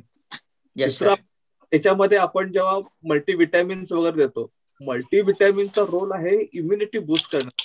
जसं लड्डा सरांनी मगाशी सांगितलं की त्यांची कार्यक्षमता वाढवण्यासाठी हे उपयोगी पडतं. चौथं, बरेचसे होमिओपॅथी किंवा आयुर्वेदिक कन्सल्टंट सांगतात की ह्या मेडिसिनने चांगला फायदा होतो. ट्राय करायला हरकत काय. म्हणजे मी त्या पॅथीचा हे नाहीये, अभ्यास मला त्याच्याबद्दल एवढं माहित नाही, पण ते मेडिसिन जर काही फायदा होत असेल तर घेण्यामध्ये हरकत काहीच नसते. सो प्रिव्हेन्शन आता प्रूव्हन ओनली वॅक्सिन, आणि टाळणं म्हणजे मास्क, ग्लोव्स आणि सॅनिटायझेशन, सोशल डिस्टन्स. याला काही पर्याय नाही आणि याला घाबरण्यासारखं काही कारण नाही. जसं आता रामदेव बाबा सांगतात की बाबा हे घ्या ते घ्या, ते प्रिव्हेंटिव्ह कामाला येईल का सर थोडं बहुत तरी? आता कसं आहे माहिती का, रामदेव बाबांनी सांगितलं मान, पण त्याचा सायंटिफिक पेपर किंवा सायंटिफिक एव्हिडन्स हा कुठेही आतापर्यंत आलेला नाहीये. म्हणजे फॉर एक्झाम्पल, आता समजा रेमडेसिवीर नावाचं औषध आहे, हे कोरोनामध्ये काम करतं, ते काय हवेतून आलेलं नाहीये. हे औषध आधी होतं, त्या औषधच्या प्रॉपर्टी या व्हायरसवर टेस्ट केल्या गेल्या, त्याच्यावर पेपर पब्लिश झाला, त्याच्यानंतर लोकांच्या मध्ये ते वापरलं गेलं, त्याच्यानंतर त्याचं माहिती कळली आणि मग ते मार्केटमध्ये आलेलं असं ते औषध असतं. रामदेव बाबांच्या त्यांच्याकडं त्यांचे जर तसा मेकॅनिझम असेल, त्यांनी त्या पद्धतीने डिक्लेअर केलं असेल, तर मी खूप लहान माणूस आहे त्याबद्दल कमेंट करायला. कारण त्याच्याबद्दल कमेंट करायचं असेल तर मला त्या औषधाचा अभ्यास करायला पाहिजे. Yes yes sir. तो अभ्यास करून मी सांगू शकतो. तसं म्हणजे मी तसं त्यांच्याबद्दल डायरेक्ट कमेंट मी करू शकत नाही. सायंटिफिकली प्रूव्हन असेल तर आयुर्वेदिक औषध वापरायला आम्हाला पण काय हरकत नसते, पण it should be proven scientifically. एवढंच आमचा मागणं असतं, बाकी काही नसतं. कारण शेवटी माणूस बरा करणे एवढंच उद्देश आहे ना. तो कुठल्याही पॅथीने बरा होई नका, त्याला काय फरक पडतो. आज माणसाचा जीव वाचवणे महत्वाचं आहे. Thank you sir. Thank you doctor Ajit Kulkarni, doctor Deepak Laddaji. अजून सर एक last question sir, general question. Hello. Yes Kashinath. Sir एक जनरल क्वेश्चन. आता लड्डा सरांनी सांगितल्याप्रमाणे हार्ड इम्युनिटी तयार झाली जवळपास, तर आपल्या अनालिसिस प्रमाणे हा किती दिवस राहील पॅन्डेमिक? एक जनरल विचारत आहे सर असं. Doctor Ladda, unmute yourself. Doctor Deepak Ladda, you are mute. If I am not wrong, and if we work on the various pandemics which were already there in the world, आणि आपण मागचं पण पॅन्डेमिक ज्यावेळी बघितलं, म्हणजे 1918 ते 1920 मध्ये हे सगळं आपण स्टडी केलं, तर ह्या पॅन्डेमिक मधनं बाहेर येण्यासाठी I think still 1 year has to be gone. अजून 1 वर्ष चालेल. थोडं कमी होईल, पण अजून आपलं पीक यायचं बाकी आहे. पीक अजून आलेलं नाहीये. आणि it will be very dangerous peak. Sir आता डेली 3.5 लाख पेशंट्स आहेत आणि अजून माझ्यामध्ये डेली कमीत कमी 8 ते 10 लाख केसेस ज्यावेळी होईल तो पीक राहील. आताचं पीक नाहीये. Ajit Kulkarni sir, same your opinion on this? विचार करा आता मी साधारण नेहमी उदाहरण देतो. पुण्यातलं पॉप्युलेशन किती आहे? 54 लाख आहे. आणि आता पुण्यातलं इन्फेक्ट होत गेलेले केसेस किती आहेत? 2.5-3 लाख आहेत. आज 52 लाख पॉप्युलेशन शिल्लक आहे. सो तसं जर calculation sir be careful. Sir vaccination मध्ये वाचू शकतो का आपण? देशाची लोकसंख्या बोलूंगा मैं. वॅक्सिनेशन तुमचा आजार कमी करेल, तुम्हाला इन्फेक्ट होण्यापासून वाचवणार नाहीये. पण त्याचं थोडंसं एवढं की तुम्हाला मी जो आजाराची सिव्हिरिटी आहे ती सिव्हिरिटी बऱ्यापैकी खाली येईल. Definitely it is useful. Well, doctor Ajit Kulkarni, doctor Ladda, अजून प्रश्न खूप येतील. ऑलरेडी आपण 9:40 मिनिट्स वी आर रनिंग आहे. So I request Kashinath Pathare, let's conclude and give formal vote of thanks. नमस्कार काशीनाथ, जस्ट अ मिनिट फक्त. म्हणजे मला एक कमेंट ऍड करायची फक्त. 1 जुलै हा सीए डे आणि डॉक्टर्स डे असतो. सीए वेल्थ कॉशियस आणि डॉक्टर हेल्थ कॉशियस. मला वाटतं आजचा हा योग फार चांगला जुळून आला की वेल्थ कॉशियस असणाऱ्यांसाठी हेल्थ कॉशियस आपल्याकडनं बरीच मदत आम्हाला सीए फॅटर्निटीला झाली आहे. त्याबद्दल अहमदनगर ब्रांच आणि सर्व ब्रांचच्या वतीने मी आपले आभार व्यक्त करतो. Over to you Kashinath. नमस्कार. आज आपल्याला डॉक्टर अजित कुलकर्णी आणि डॉक्टर दीपक लड्डा यांनी असं अमूल्य असे मार्गदर्शन आपल्याला केले. आपल्याला बऱ्याच गोष्टीच्या शंका होत्या, त्याचं निरसन झालं. त्याबद्दल मी पुणे शाखेतर्फे, ICI पुणे शाखेतर्फे दोघांचे हार्दिक आभार मानतो आणि सर्व पार्टिसिपंटला सांगतो की घरी राहा, काळजी घ्या. Thank you. Thank you sir. Thank you sir. Thank you. Thank you, Deepak sir. Thank you, Kulkarni sir. Thank you so much.